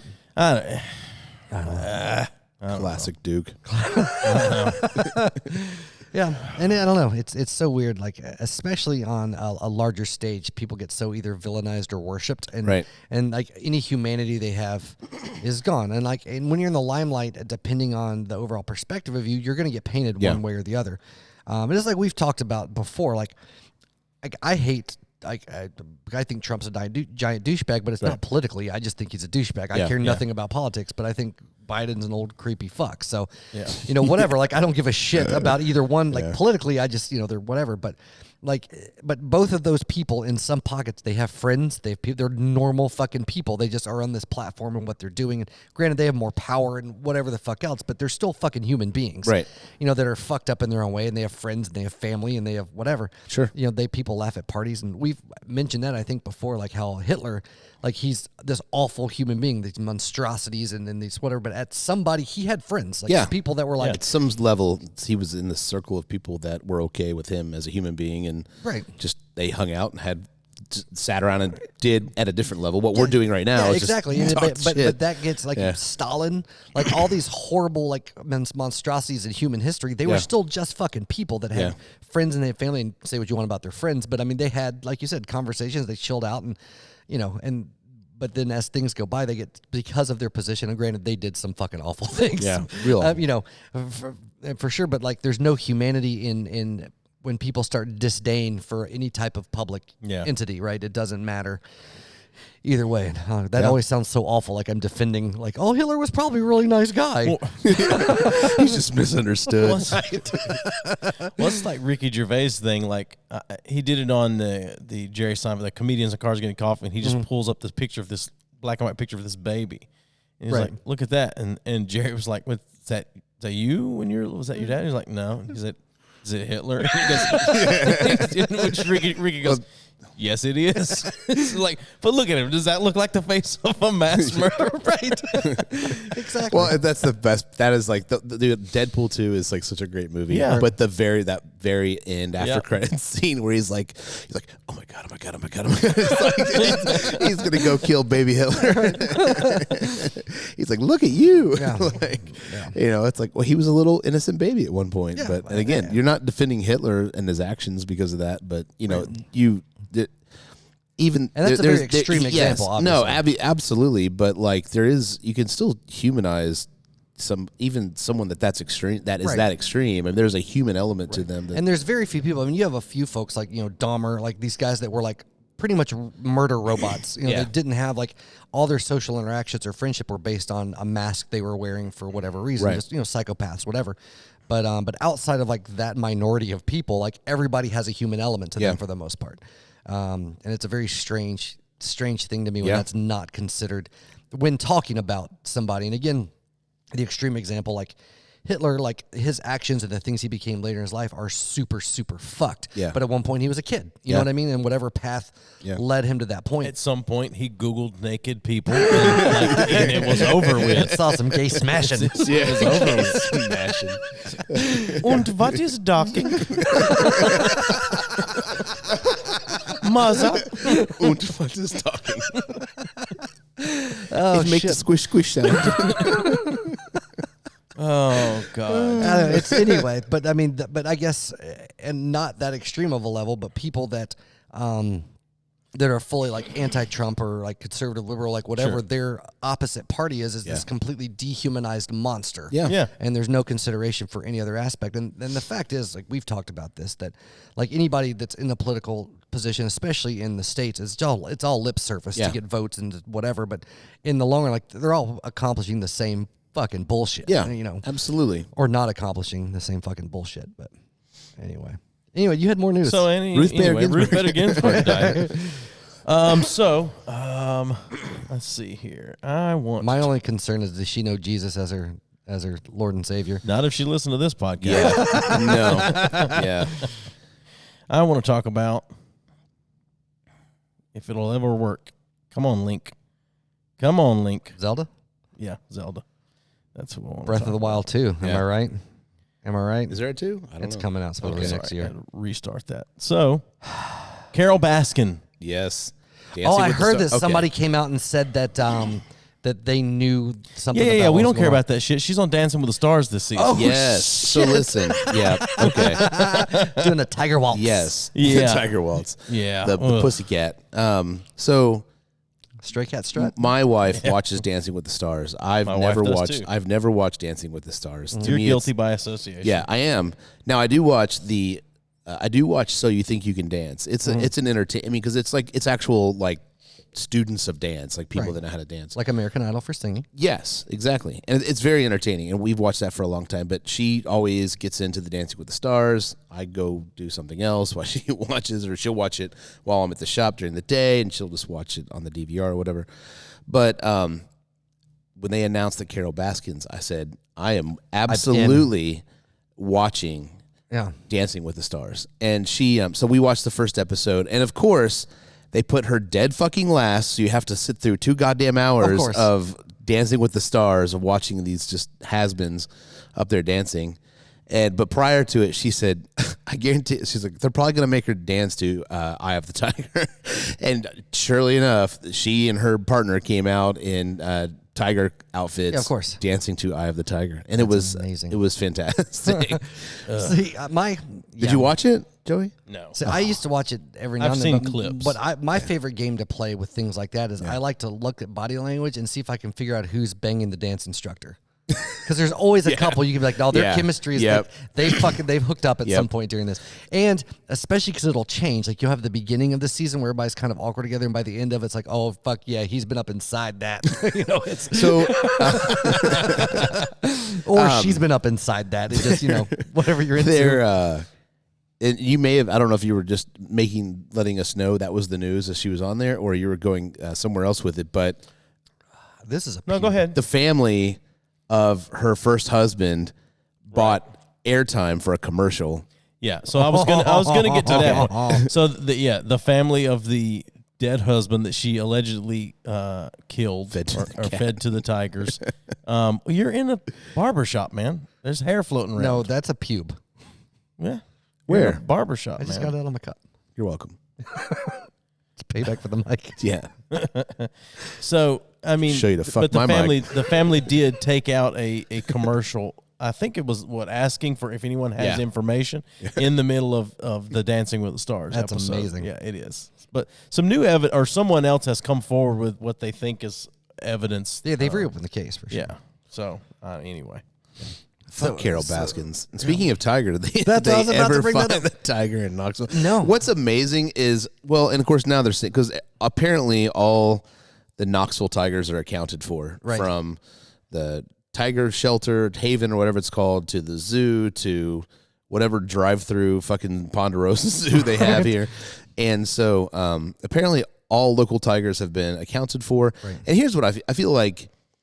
If some motherfucker had a tiger in his backyard, he's not keeping that shit to himself. And somebody else knows about it. Right. And so if there's a tiger really on the loose, somebody's picking up the phone and saying, I know someone that has a tiger. Right. And so that's why, I definitely agree that it's probably somebody just saw a bobcat and just doesn't know their ass from a hole in the ground. What I heard, and I don't know, I can't quote this, but somebody was telling me that the first person to report it was like a deputy or some shit. Oh, really? Just like some Joe Schmo, yeah. I love the picture of like the dog like laying on the other side of the fence and the shadows on the dog, and so it looks like it's like a golden retriever, and so it looks like a tiger. I like all the pictures that have come up on Instagram that people take pictures of the stuffed tigers and like, oh, I found it. Well, dude, this made national news. Like if you got on Twitter and you typed in Knoxville tiger, that's how I heard about it. CNN reported on it and CBS National News reported on it. How fucking sweet would it be though if there was a fucking tiger and they finally found it because it like broke into a preschool?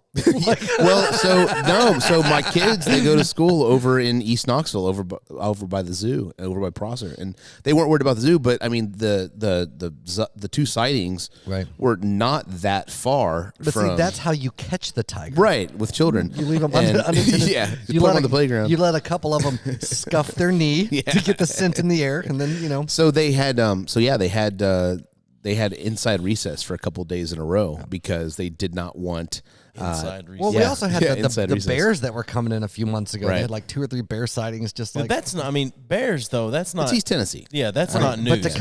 But to come into the city is a little. Yeah, Tigers is news. Well, Token Game Tavern started posting pictures with a stuffed tiger inside. Yeah. Token for most of the last week. So yeah, I'm just saying. What a crazy time. Yeah, it's interesting. Does it annoy the shit out of anybody else? All the 2020 stuff now, like it's like the year's fault that all this shit's going down. Yeah, 2020 is the year of killer hornets and. Yeah. I'm more of a 60 Minutes guy. Well, my kids are getting to the age now where they find memes and then they repeat the memes like it's their jokes or their observations, and I'm like, fucking stop. Just shut up. Just shut up. Like we're driving down and or last time I was on FaceTime with my daughter, she was like, 2020, like the murder hornets and they're trying to clone blah, blah, blah, blah. I was like, what's up with 2020? And I was like, what the fuck is wrong with you stupid little girl? What's up with 2020? Stupid little girl. Am I right? Go summon some demons. Shouldn't you be summoning demons? Oh, God. Becky Falwell breaks the silence as a couple denies the claims that her husband Jerry watched her fucking her lover, the pool boy. Yeah, Jerry Falwell Jr., man. Wait, you didn't hear wrestler? about that? Who? Jerry Falwell? Jerry Falwell. No, that's pastor? Jerry Lawler. I'm thinking Jerry. You're thinking of Jerry the King Lawler. The King. Liberty University. I know who you're talking about now. Yes. Yeah. He did step down, which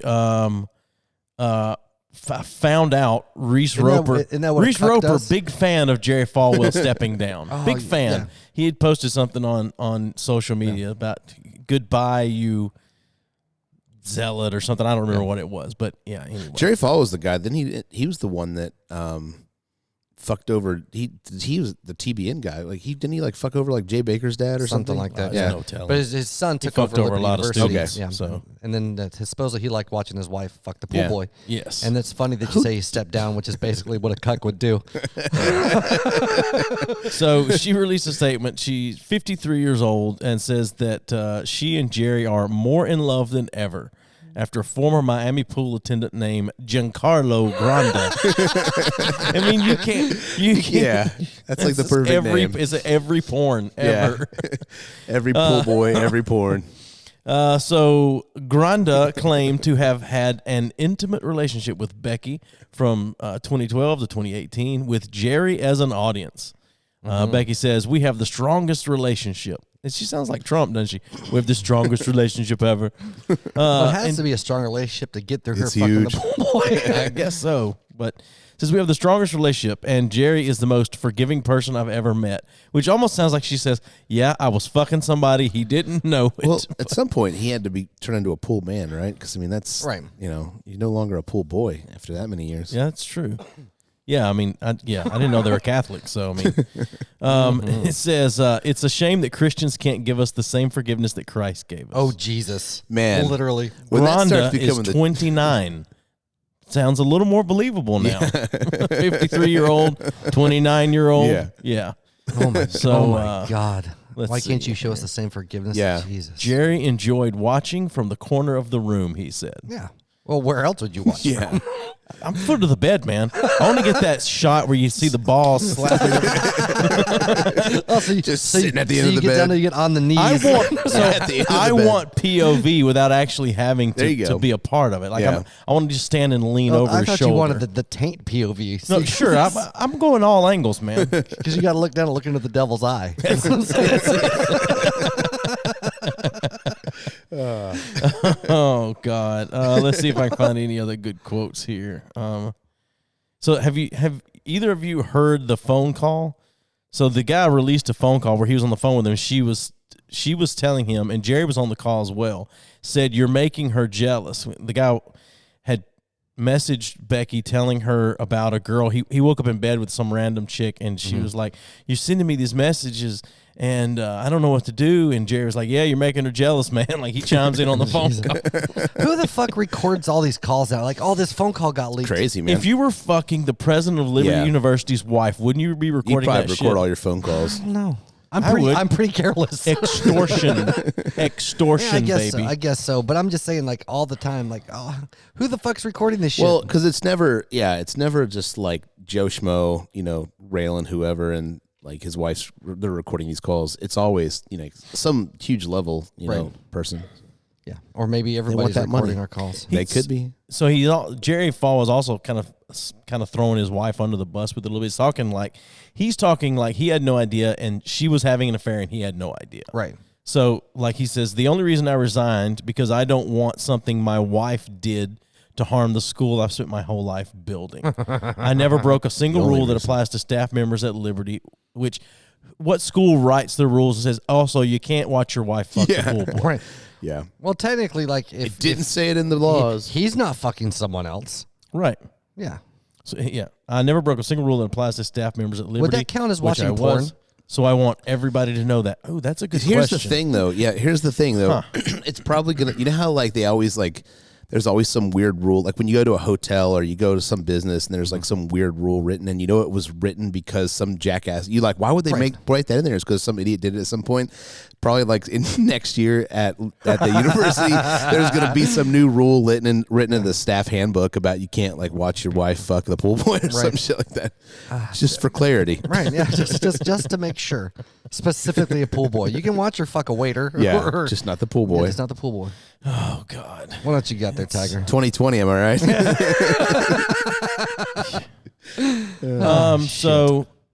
This was just, I enjoyed this. So John Cleese, can you tell me? He is a great man. He is. Can you tell me a woke joke? So this is the Irish News. John Cleese has criticized the stifling effect of political correctness on creativity, saying there's no such thing as a woke joke. He is now 80, and he said affectionately teasing is a bonding mechanism. He told BBC Radio 4's Today program, PC stuff started out as a good idea, which is let's not be mean to people, and I'm in favor of that despite my age. I think Jesus Christ would have agreed. The main thing is to try to be kind. But that then becomes a sort of indulgence of the most oversensitive people in your culture, the people who are most easily upset. I don't think we should organize a society around the sensibilities of the most easily upset people, because then you have a very neurotic society. Yeah. Yeah. Let's see here. What else did he? From the point of creativity, if you have to keep thinking which words you can use and which you can't, then that will stifle creativity. The main thing is to realize that words depend on their context. Very literal-minded people think a word is a word, but it isn't. Okay. I think that's it. That was very anticlimactic. I was expecting a John Cleese joke. Yeah. I thought we were going to hear not a woke joke. No. Which, have you seen? There's a new show on Hulu called Woke. I have not. And it's it's got I always think of the dude from New Girl, Winston. Yeah, Winston. Yes. Yeah. And then the dude from Workaholics. Yeah. That always has the same hair. It's actually pretty decent. It looks good. It's not bad. Those little animations come to life or whatever. Yeah, it's pretty cool. Yeah. No, for me, the only reason I had that is just because, just like Ricky Gervais calling people out for stupid shit on Twitter. Like I love when anyone that, especially anyone that has any clout in show business or comedy, like stands up for that kind of shit and says we're being ridiculous. Well, they're the ones that kind of have to, because he made this statement one time. It was like, just make a joke, don't apologize for it, blah, blah, blah. But I'm like, but he's also at the point where he has more money than God, and he can do what the fuck he wants. Like, you can't tell an up-and-coming 20-year-old comic that's his livelihood is based around this to be like, I'll just say what you want, don't worry about apologizing, because he'll never make it. At a certain point in your career, well, I shouldn't say 20 that's up-and-coming, but like somebody that's just hitting, like, getting to the bigger stage, Comedy Central type of thing. Like, they make one wrong joke, like, they're fucked. Yep. Their whole career is shot. Whereas if they could get to a certain point, then they can make whatever the fuck jokes they want. I think you just have to surround yourself with the right kind of people that are in the business that will still lift you up and put you out. The Joe Rogans, the Jerry Seinfelds, Ricky Gervais. But they were big before this shit started. Sure, I'm just saying. But if you make that kind of joke and it's a funny thing, if you surround yourself with those kind of people, then they're going to help keep you up. But at what level do you have to get to surround yourself by those kind of people? Well, if you're at the level you're talking about, you can do that. I'm not talking about big. I'm talking about like just breaking into like the Saturday night stand up that Comedy Central used to have type of shit. I'm talking. Yeah. All those guys are hanging out with each other at the comedy clubs. No. Yes, they are. Okay.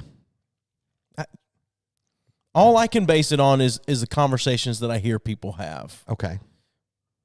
So you're hearing like no name, just up and coming comics hanging out with Ricky Gervais backstage. You didn't say no name. You said you're getting on TV. That's not no name if you're getting on TV. Yes, it is. No, it's not. What was the show that used to come on all the time? These guys. Last Comic Standing. That's Comic Standing. You never heard of half of these guys. They're just getting their chance to get on TV. But some of them were like that. Yes. Some of them were I think the comedy circuit's weird, man. It's like one of those things. Like, I think it's one of those. U2 doesn't hang out with a band. I know U2's a shitty band, but U2 doesn't hang out with a local band from Knoxville. Right. But I think I think kind of what Joey's hitting at is, I think in like for some reason in the comedy world, like there's, even though you have like those $1 million dudes and then you have like those just starting out dudes, I feel like they're on a much closer level. I would agree. And so that's why I think the point is that, you know, like I think like when you surround yourself with those right people, and because like, you know, like Last Comic Standing, like Amy Schumer started on there. Right. You know, I mean, Eliza Schlesinger was on there. Right. Like, I mean, there's a lot of them. But a lot of those comics that were on they there were already judging already knew these people from the comedy clubs. Right, I like got you. Russell and all those guys. Yeah. So they already, like, I mean, a lot of them would come up there and be like, oh, yeah, I've heard you before at this club or whatever. So I don't know. I kind of get it. I mean, I get that, but I mean, getting to the level where those other people would put their necks out for you to pull you up. Yeah. I do think you're definitely at a small, like, I think like if you get a Joe Rogan or you get like a Chris Rock or like a David Chappelle, of course, but like you get someone at that level, I mean, even like an Anthony Jeselnik who says like crazy shit all the time. Right. Like when they say something, people just be like, oh, that's just them. But I think like even at that smaller level, even when you still get the support, I think you're more likely to take a ding in your career just because people are so less understanding and forgiving. Yeah. But yeah, and it depends on your definitions of success. Like, but I guess nowadays you're never going to get to a Chappelle level. Granted, he's a brilliant fucking genius. He says whatever the fuck he wants, but he established himself that years ago, and he's just going to come through it. But I guess maybe it won't tank it, but it depends on the platform and when you have to be smart in those arenas. Is what I'm saying. Isn't it weird? Like speaking of that, like how like there today, like we just don't get to those levels of things anymore. Like you don't have. Like those guys who get to that level of comedy, you don't get those bands or musicians who get to that level, like U2 level, like bands, Michael Jackson, you know, that type of level, like crazy level, like even like Blink-182 level. You know, I mean, like that's like a very commercially successful like pop punk band. Like bands just don't have that kind of success anymore. Comedians don't have that kind you success anymore. Like it's so weird. No, it's really odd. I know it was a total shift and change. Well, no. Well, but it feels like that. Like you said, it's kind of a nowadays type of thing. It's almost like and I'm sure it'll happen again. It always does. Everything's cyclical, but like we haven't had like a Jerry Seinfeld, Dave Chappelle figure in a long. Like I love Jeselnik. I love fucking Bill Burr. They're never going to hit that level. Like Louis C.K. Louis C.K. He was on his way, man. Yeah, he was there. He was so close. Despite his shit, he was the most popular guy in comedy for a few years. Yeah. And he's a brilliant fucking comedian. Yeah. Like, and that comes down to like we were talking about, even with the political thing earlier. You get guys like that, and not even talking about or separating it from anything that they did. They're still just people. Like what they do on stage as an art or whatever is completely separate than that other shit. And it's always frustrating to me when like shit like that goes down and it fucks their career over. I'm like, if they need to be prosecuted legally, then let them get prosecuted legally. But they're still fucking funny dudes. Like, doesn't change the fact that he's a hilarious motherfucking guy. And you can argue either way. Well, by still letting him do his job, you're supporting his behavior. Blah blah blah. It's like no. The argument of you can separate the art from the artist. Right. It is. Yeah. Which I can. Yeah. No, I can too. Yeah. I like the Cosby Show. Yeah. That guy's a piece of shit. But, I mean, Bill Cosby, he definitely tainted his name, but I mean, I still enjoy the Cosby Show. Well, I feel like though, really I'm not watching Bill Cosby. I'm watching Cliff Huxtable. Right. Yes. Well, I feel like with a lot of that shit too, though, is separating all that shit aside. It's just like I don't care. Like, if they break the law and need to go to jail, they can go to jail. That doesn't, like, desecrate whatever the fuck I've enjoyed. I think too many people, it becomes their mission to, like, that's such an important part of their life. I remember a few years ago it came out that Jesse Lacey, from Brand New, he's in his 30s now, but, back when, like, Deja Entendu was, like, their big record when they were out on tour, he's, like, 23, 24, 25 years old, and he's out railing, like, 17-year-old girls that are coming to shows. And it's like, and then when all that comes out during the Me Too movement a few years ago, when all that comes out, then all of a sudden it's like all these guys that I know that collect vinyl records, they're all like, I'm selling my entire Brand New collection. Like, it's like, well, but it's like, you got to separate the art from the artist. Like, I don't have a problem with the guy's music. I have a problem with the guy's actions. Yeah. Right. Like, and reselling the vinyls, not like, I mean, he's already made money from you. So reselling the vinyl doesn't do anything. Well, I guess that's why I misspoke. Like, as far as dehumanizing people based on their actions, like, they might have been super fucked up human being on this side, but they created this shit on the other side that's fan-fucking-tastic. Right. And so they're not one and the same. Like, they're very separate entities. And depending how you look at supporting, like, everybody has their opinions, right, wrong, what the fuck ever. But I don't know, like, to tank somebody's entire thing, whatever. Yeah. Well, like Ryan Adams, the artist, all that shit came out with him, and it turned out that the girl, she came out and said she was fucking making this shit up. Like, he had some other abusive patterns that were still fucked up, but that one, the big instance that blew up, was a bunch of fucking bullshit. Yeah. But it's too late. He's fucking tanked. But. Oh, like the one dude recently. What's his name? The dude from Chris D'Elia? Yeah.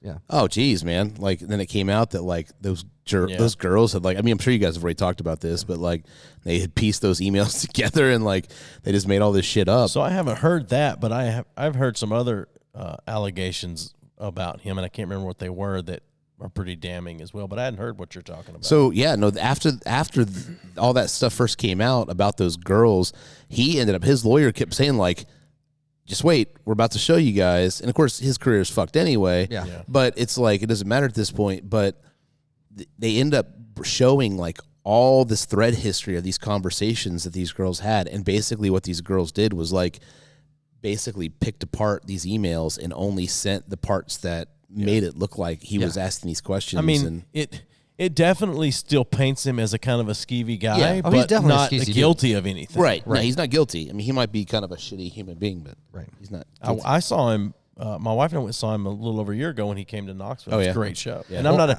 a huge D'Elia fan. Like, I can only handle so much Chris D'Elia, but this show was a great show. Let's see, I feel like anybody in a celebrity status, like legitimate celebrity that's at a certain level, like, you could fucking pull some shit off of any goddamn one of them that's skeezy or fucked up, and it just depends on how their fans have it out for them, if they've pissed the right people off or whatever. But, like, all of those guys at a certain level are super fucked up dudes anyway. Like, especially comedians, like, they're the most fucked up of all people. I mean, you look at how easy it was for the two of us to piece together a fake interview of Hunter. Oh yeah. And it was mediocre. And he was only half fake. Well, we've talked about, like, Zeppelin is still considered one of the greatest rock bands of all time, but it was Jimmy Page basically kidnapped a 13, 14-year-old girl, took her on tour, then married her when she turned 18. Yeah.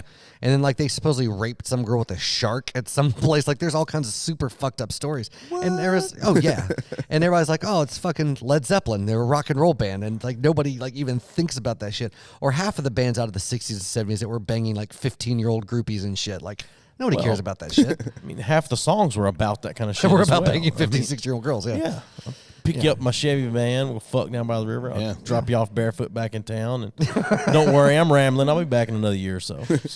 Yeah, it's fucking crazy, man. 2020, am I right? Yeah. It's standard answer. It slaps. It slaps. Man. So funny. Yeah. Anyway, so what else you got there, buddy? I got nothing else. Was that it? Yeah, I'm good. It's some of the stuff I have is old news because I started gathering news and then What's the saying? Old news is good news. No, it's not good news. No, it's no not, news is good. It's not good news that the Black Panther died. So no, it's not. I will say though that dude so like wrong color panther. Why couldn't the Pink Panther die? Yeah, like the Pink Panther. Steve, don't. What do you have against Steve Martin? I'm not talking about Steve Martin. I'm talking about the original Pink Panther. Okay. But I will say that Chadwick, is it Boseman? Yes.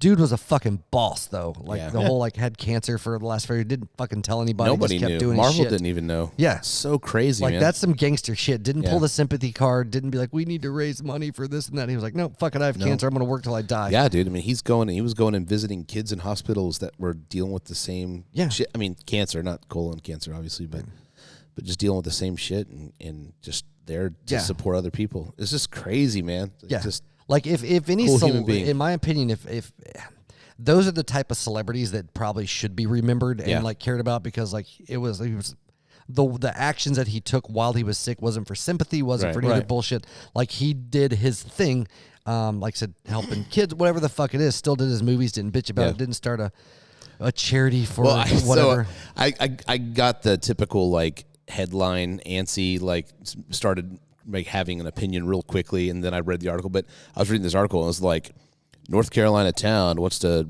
pull down Confederate soldier statue and put up a Black Panther Chadwick Boseman. I was like, what? Like, this is crazy. And then I read further, and after I read the article, it was his hometown. So I'm like, okay, that's fine. That I can buy that. Well, that's the thing. I thought it was like just fucking like some town in like some random ass town. But that's like, how the fucking news works, man. I They know. throw these really vague and like infuriating fucking titles out, and you're like, oh, Jesus Christ.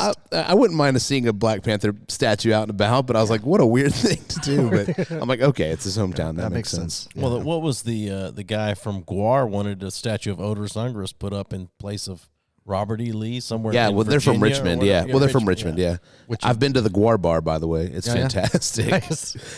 I never got to see Guar play. I've never seen Guar Dude, play. I was in a band in high school and called the Lunchbox, and but we played at Bogart's downtown Cincinnati, and we were sitting in the green room, and one of the guys that worked there, there was like this huge, it was just a couch, and there's like this huge section like missing out of the couch, and he's like, the lead singer from Gore, like ate that section of the couch like 2 months prior. So I was like, I'm like, yeah, that sounds about right. Yeah, they're fucking. I saw him on a Warped Tour one year, just one time. Yeah, do they? What is it? The full stage show? Even yeah, with yeah. It was. I mean, for a 30-minute set, I mean, it slapped. I have yet to get to see the Aquabats play. That's one of my saddest. Really? They're so fun, man. No, it's cool because I'm sad I've never gotten to see them. No, it's so fun because I mean it's a family show. You know, I mean you go. Right. I mean they'll play. Like last year they were in Nashville with Real Big Fish, and Real Big Fish is notorious for swearing and all that. But Aquabats opened, and like yeah, man, they killed it. And there's tons of kids there, and then. You know, they take the kids home, you know, but it's so fun. Jude doesn't like the Aquabats. Really? Well, it's because, you know, he's super into 5-iron, and I played him the Aquabats, and I was like, "Do you like this?" He was like, "I've heard better music." And I was like, what a critic. I was like, "What do you mean?" I was like, I said, they're a great band, and he texted in all caps, "But they're no 5-iron frenzy. I don't like them." No FIF. Like, okay, dude. That's so funny. Yeah. He was like, "It was just weird, Dad. It was just weird." Making Reese proud. Yeah, right? Yeah. No, Reese asked me what was wrong with me. Or no, he asked me what was wrong with my son. But, why does he like us so much? Why does he like us so much? Doesn't make sense. Oh, well. Yeah. Are we going to mask up Knoxville? Oh, yeah. I've been waiting on that. We need theme music for that. I think from moving forward every week, you guys need to. That's a great idea, actually. And then just to read a handful of the new Mask Up Knoxville. You know what else we should do? Is the mash shit, and also should read local Yelp reviews on shit. Yeah. Or Google reviews. But that makes me happy. But not that this is my show, but basically for anybody that doesn't know, there's a Facebook group that I guess Joey and I are both part of that Steven needs to join.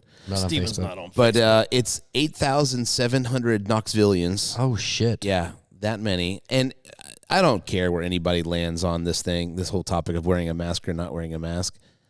No matter what side of the fence you land on it, you don't have to be a dick about it. Well, no, but I mean, yes, it's you do. funny to see grown 2020 people America complain about it on social Well, media. not the fact that this is the reaction that they had, because a lot of people take action. So this is the reaction that they had, but then that they get online to share the reaction. Right. So we should read a couple of these. You go ahead and start if you found one. I'm going to read, I guess, so this is an admin for the group. Okay. And this is just one of the announcements at the top of the group's page. And then we'll actually get into the shit people are posting. But it says, keep up the good work, everyone. We'll need it as we begin to see the increase in numbers from all the schools starting back. I'd like to ask a few things of you to help maintain our community spirit. Number one, we're not just here to talk about whether or not someone is obeying a mandate. We report on overall behavior so that we can assess our individual risks for ourselves. Wow. 2, we don't need to publicly judge other people for being more cautious than us, nor less cautious than us. We all have our own risk tolerance. Some of us will eat indoors, some of us will eat on patios, and some won't even do curbside pickup. Number 3, I agree that the owner of Calhoun's, Copper Cellar, and Cappuccino is a horrible person, but let's not berate people who go to those places and report a positive experience. That's amazing. In fact, let's not berate anyone who posts here. If someone is trolling you or us, just report it so one of us admins can take care of the problem. Bringing up political affiliations in comments tends to inflame conversations. It's not that you can't talk about politics, but if things get heated, comments tend to get turned off or deleted. Thank you for your help. Keep up the great work. So, all right. What do you got? All right, I'll go first. We won't say the people's names, or should we? I'm not going to say anybody's name.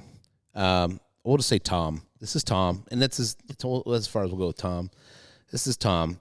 I just visited the Walgreens on Chapman Highway, and it was one of the worst experiences I've had in this pandemic.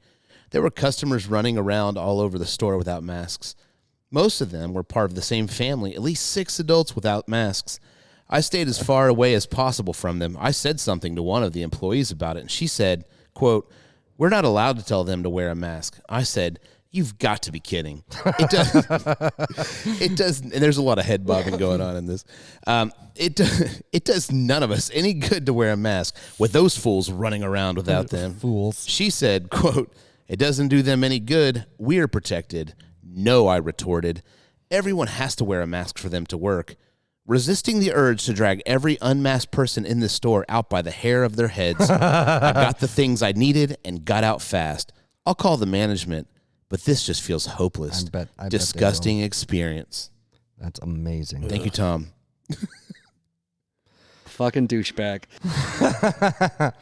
So, there's a bad experience at Walgreens. I have a good experience at Walgreens. Okay. Went to Walgreens on North Shore in Pellissippi. This is from Emily, by the way, to get a flu shot today. Went to pickup window, filled out the paperwork, paid. Then they came out to my car to give the shot. Everyone masked and doing a great job. If interested, just call and ask for a time when someone could do it. I had a third-year South College pharmacy student who gave my shot, almost pain-free and certainly safe. Wow. Well, good for them. Steven's not paying attention. No, I'm looking for something. Yeah, I know he is. He's elbow deep right now.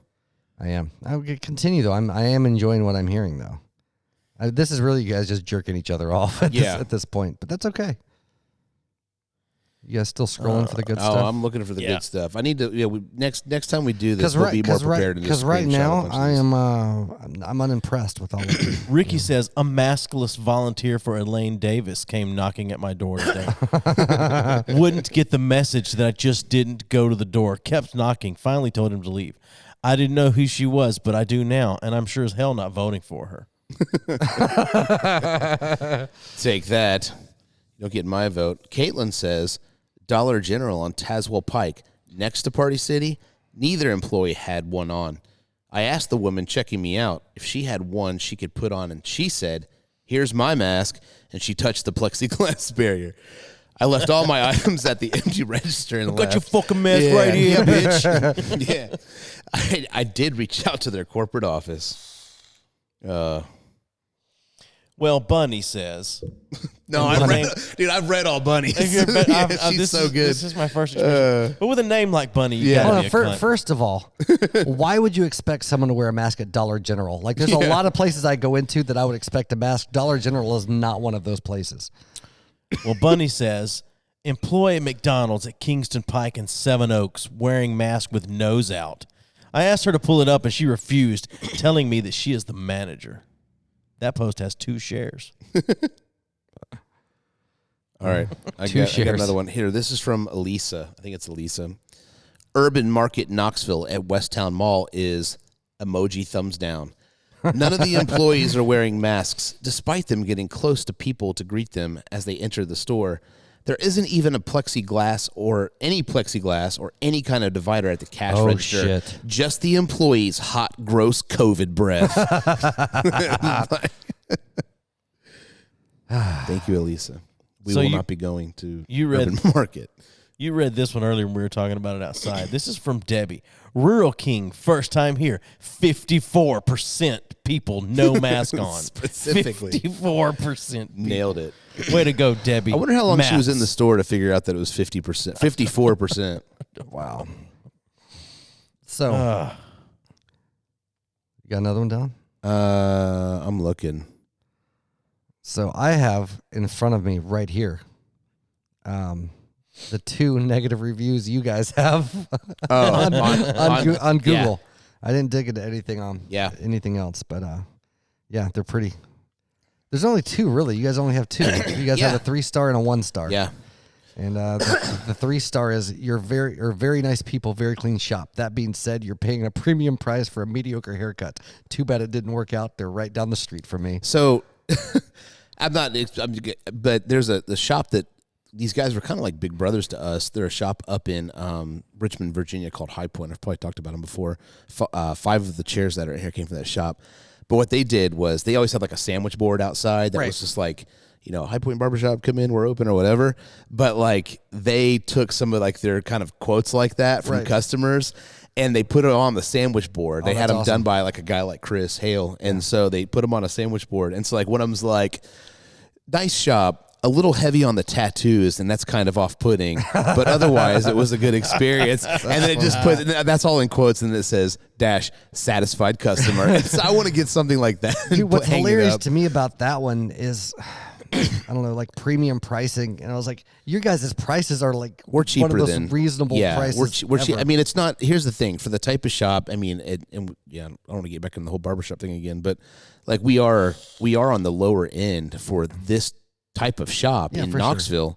Sure. There's plenty of shops that are more expensive than us, and I think what's always frustrating about things like that is like that he came in, got a haircut. I know exactly who this is. I mean, I don't know his name, but he came in, got a haircut, and there was some things that he wasn't happy about with the haircut. Right. So he called. We said, "Dude, come back in. We'll make it right." Came back in.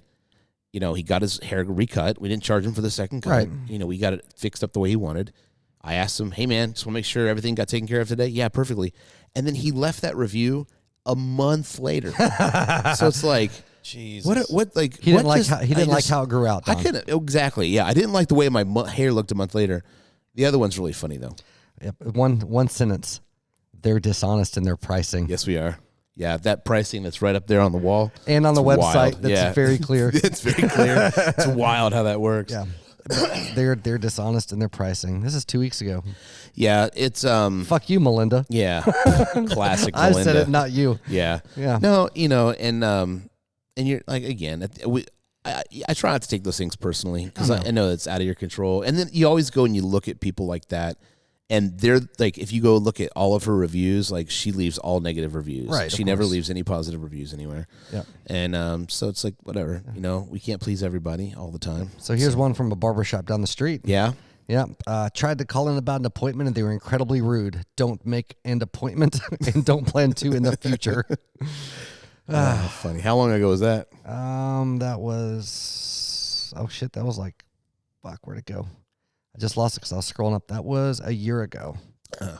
Right? So there's another one here that I found. I'm just reading negative reviews for barbershops now because it's really fun. I'm going to go leave a review that says, all barbers say that they'll show up for a late night podcast. None of them do. I was actually Totally going to do that because I usually review the haircuts with you guys when I do that, and I was going to say five stars for haircut service, whatever. It's like, but if there's an option, 0 stars for commitment to podcasts, podcast commitment. Yeah. Had to change this review due to poor customers service. I came at about 8 a.m. Saturday. I didn't expect to get service immediately or even that day, seeing as I didn't have an appointment. However, the owner said he was busy all day and sorry. That was it. Sorry. No, can we schedule you a day during the week or anything? Good haircuts, but I will not go back. Which, that's one of those things, like, if somebody comes in and say, hey, we don't have time today, and then I would follow up with, what about another day this week? Yeah. As opposed to, like, he means never. We never want to lose them. We always, there are definitely days where it's 4 o'clock, we're open till 6, and or a couple of days we're open till 7, and we're booked up the rest of the night, right. And so someone comes in and we're just like, hey man, no, we're totally full. Can we get you in tomorrow, or get you if it's Saturday? Good business. Can we get you in Tuesday? Right. I think it's totally bizarre if anybody doesn't even want to fool with it. 1 star. Did not cut my son's hair the right way. The hairstylist was slow. All caps. The other girl cut 4 people's hair to my son's 1. Will not go back. How long ago was that? Oh, that was about 6 months ago. Yeah, okay. Yeah. And then great haircuts and reasonably priced, but they said you can come in and get it touched up for free. I came in before an interview to get a quick touch-up, and they did so and then charged me over half price of a full haircut. It happens. How do you pick up over half price but not a full price? I don't quite understand. Yeah. Over half price. People are funny, man. People are funny about, they always want to know, how much is kids pricing? It's like, kids pricing is the same as adult pricing because they have just as much hair on their head. Haircut, right? They have the same amount of hair follicles as you have. It's one thing, like Amanda always charged a different rate for a men's cut versus a women's cut. And people get pissed about that. He was like, it takes 5 times longer to do your hair. Like, I can do a dude's cut in 20 minutes. Well, that's you get shops, the woke shops that charge the gender neutral pricing. Right. And so it's based off of length, and the whole thing, what people don't understand with haircuts is that, you're basically paying for time. I mean, you're paying for, a good cut, but you're paying for a block of time. Right. And 30 minutes is worth this much and an hour's worth this much. And so if your hair's going to take me an hour, it's going to cost more than hair that's going to take me 30 minutes. Yeah. I don't understand why that's so confusing. But the kids' cuts always cracks me up, man, because it's like, I get why seniors have a special pricing because, older guys have like leathery necks, and a lot of times you can't do hot. But they've also were paying $4 for a haircut, in 1923. Yeah. So actually, that would have been expensive. That's like top of the end salon. Cutting kids' hair sucks because they just don't sit still. No, it's awful. Most young kids are awful to cut. This is one of my favorite verbiage. No. Barbershop. 2 stars. This was a year ago, but good atmosphere, nice staff, but there is a person who does not quite understand what he is doing. So they said person first and then he. For the first time, I left a good tip, although I was not quite happy with the haircut. At this time, I was convinced that you should not come. 2 stars. I got cuts. I got an uneven beard trim. I did not get the mirror to see my neck. However, super friendly staff. Yeah, everybody's super sweet. Why do you need to see your neck? You can't see your neck day to day. How do you give a fuck what it looks like? This is my favorite one. It's a 1 star. No barbershop should, under any circumstances, turn down walk-ins. If you want to work by appointment, call yourself a salon. Oh, God. So I'm going to go this week on the Mask Up Knoxville page, and I'm going to share this episode of the podcast just to say, hey, these guys gave a shout-out to Mask Up Knoxville just for the listens, just for the downloads, just to have them all pissed off. See, you know what phrase has really gone out of fashion or lost its umph is bitches get stitches. Like snitches get stitches. Yeah, whatever. Bitches get snitches. I know. Well, that's also true in the South. Bitches get snitches. Snitches get stitches. Yes. Excuse me. Yes, I said that to my dog earlier today. Yeah, so I don't understand. Obviously these people aren't worried about getting cut. I guess. Yeah. What was real funny about that Mask Up Knox? It's everybody's got such it's such this weird mind. I'm sorry, this weird witch hunt mentality. Well, it's very narcissistic. How much did it affect me? Well, and this one person was counting people's suffering. Well, this one person even the way they went about this was here's the way they worded it was they were having their first family outing at a restaurant since the quarantine. Like they're finally feel comfortable. They want to go do some outdoor dining.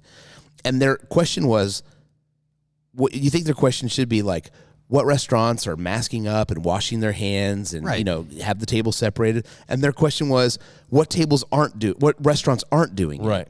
It's like, you're such a narcissist. Like, that's where your brain goes. It's like, you just want to start shit. Like, you just want to hear, it's like, you want a list of everybody that's fucking up instead of like celebrating the ones that are doing it right. Right.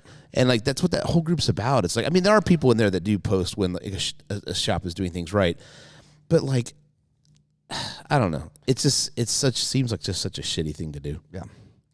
It is. Mask up, Knoxville. Yeah. Well, it's people because they want other people to pay for something they think is wrong. And it's that. I don't know. I don't understand. Like a lot of podcasts have like mini episodes like in between. Right. That's what you guys need to just have like a bi-weekly Mask Up Knoxville episode.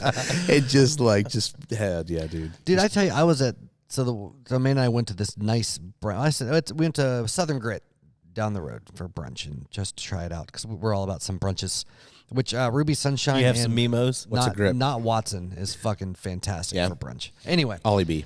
I'll try it out. It's the jam. So we went to Southern Grit. It was all right. It wasn't bad food, but there's I don't understand why like a nicer place for brunch people bring fucking like 2-year-olds. It's like, fuck those people. I want to have a fucking brunch. I don't mind it if the kid knows how to act. Yeah. Well, I mean, and if they don't take them to IHOP. I don't want you to bring your 22-year-old if they don't know how to act. Yeah, for sure. But I'm saying there's this one family, and they had a young kid, and the kid was like getting up and walking around. Like I almost walked into the fucking kid walking through, and I was like, you're inconsiderate. You should have just blasted right through. I know. At one point though, they had the kid on the table and had the barefoot. I saw the this picture, right? picture. Had this kid's fucking lady had her bare foot on her chest and was like fucking with her feet and shit. And I was like, what the fuck is wrong with you people? And like, I really want to, like, I'm getting the age and I'm not quite old enough yet, but I told him, man, it's like, what I really want to do is just when the kid walks up and like looks at me, be like, what the fuck are you looking at? Just to be an asshole to the kid or to the parents. Just be like, what the fuck's wrong with you guys? Right. Like you got your little bastard up here with your fucking feet on you. It's like, fuck you. I'm just trying to eat my brunch. Right. Well, look at your fucking little monster's in the toes. same vein, I hate when people bring their dogs into places like that. Restaurants, grocery stores. Like, if you don't take your dog into Home Depot, fine. Take your dog into Home Depot. I don't care. But not a grocery store. Right. Don't bring an animal in where there's food there. But it's and if you do bring it in, put a fucking mask on him. But it's an emotional support animal. Yeah, well. Someone Being a pussy. Yeah, someone had their support Mask Up Knoxville. I was in the Walgreens. Someone had their support dog. It was not wearing a mask. Which I'm disgusted. I do find fucking hilarious that the cutoff is like, if you're under like 11, you don't have to wear a mask. I'm like, well, fuck those kids. I identify as an 11-year-old. But I mean, I get like if they're under like 2, even though whatever, it's like, because the kids are going to yank on their shit. But like 5 to 10, you can wear a fucking mask. Yeah. I make my kids wear them. I just find that funny. It's like, they ought to have two. Like, well, if you're over 80, you don't have to wear one. Well, I identify as an 80-year-old. Right, exactly. That's we were talking somehow. Spencer and I last week got talking about going to see Graceland, and like I guess there's special ticket pricing for 70 and up or 65 and up. I'm like, well, it was a significant discount. I'm like, well, what if I identify as a 65-year-old? Yeah, because that's the way we roll. Yeah, yeah. I'm 65 at heart. Age fluidity. Yeah. Age is a social construct. Yeah, it is. So is species. Is that raspberry? Gender. Yeah. It's a unicorn. Honestly, it's unicorn queef is the scent of that fucking vape. I don't know what else in it. Queef. Queefs are such a funny thing. Oh yeah, sure. I'm just saying. Till you get one right in the face. It's not funny anymore. Yeah, man. Then you got to act like it didn't happen. Otherwise, you hurt her feelings. Well, if you're lucky, you get some of that salty aftertaste. Yeah. You gotta always wonder too, like where do those names come from? Sour like who and named salty. it? Who named it a queef? Just a little quiff. Yeah. Oh shit. Well, so funny. On that, I feel like a queef's a good, is that a good closer? Queefs close. Close the queefs. You got anything else there, buddy? No, I'm good. Because you're the one that brings the things. I just bring personality and pizzazz. Yeah, devil worship. You bring long stories and fucking the meat and the potatoes. Organization.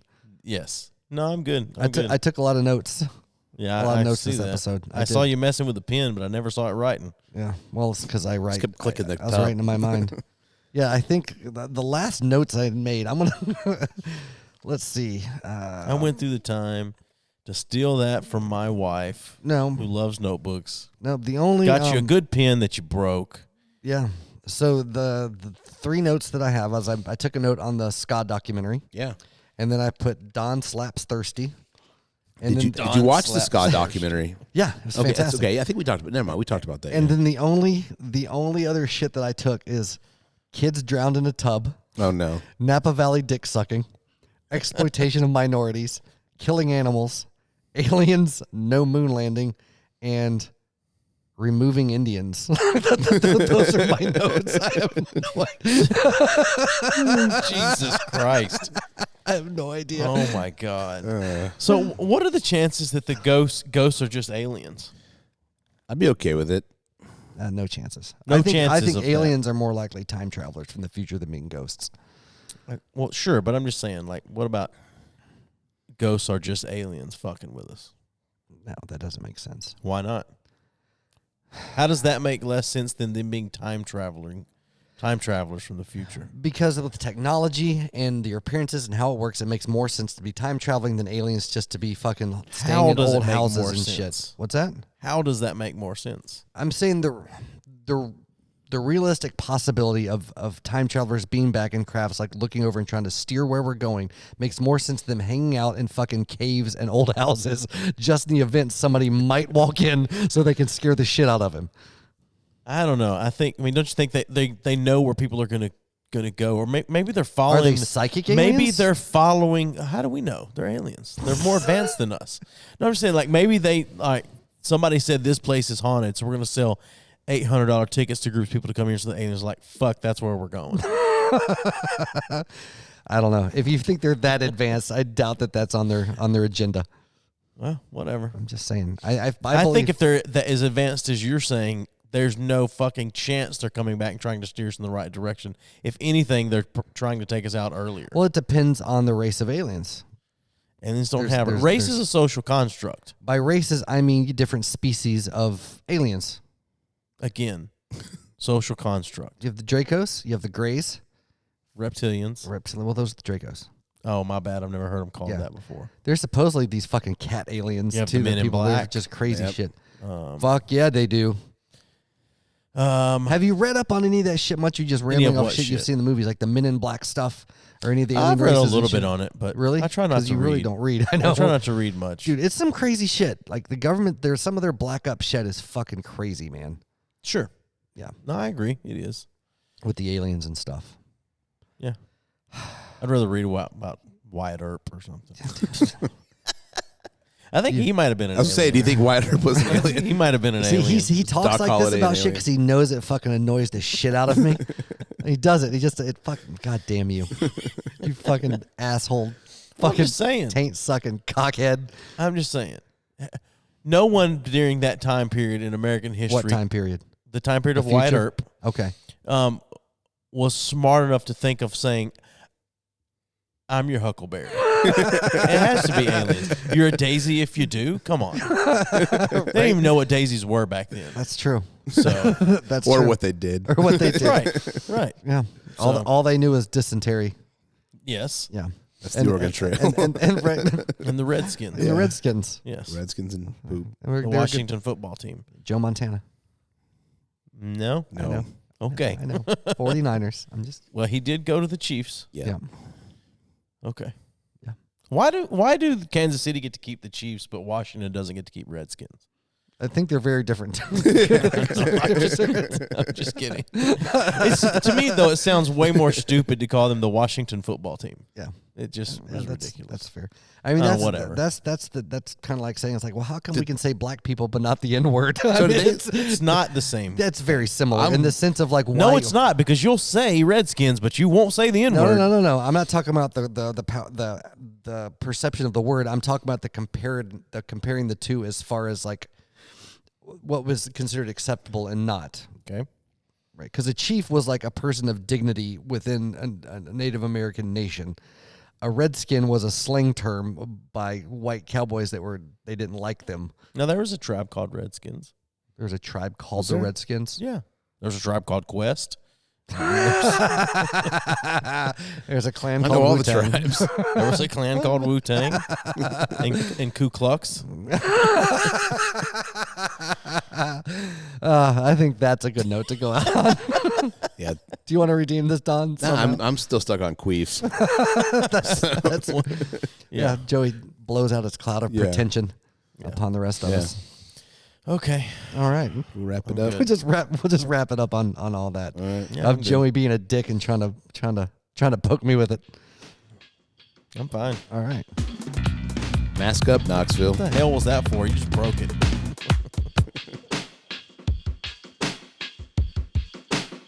Give us a thumbs up on Facebook at B3F Podcast. Follow us on Twitter at B3F Podcast and on Instagram at B3F_podcast. Send us your questions or comments to bfff.podcast@gmail.com.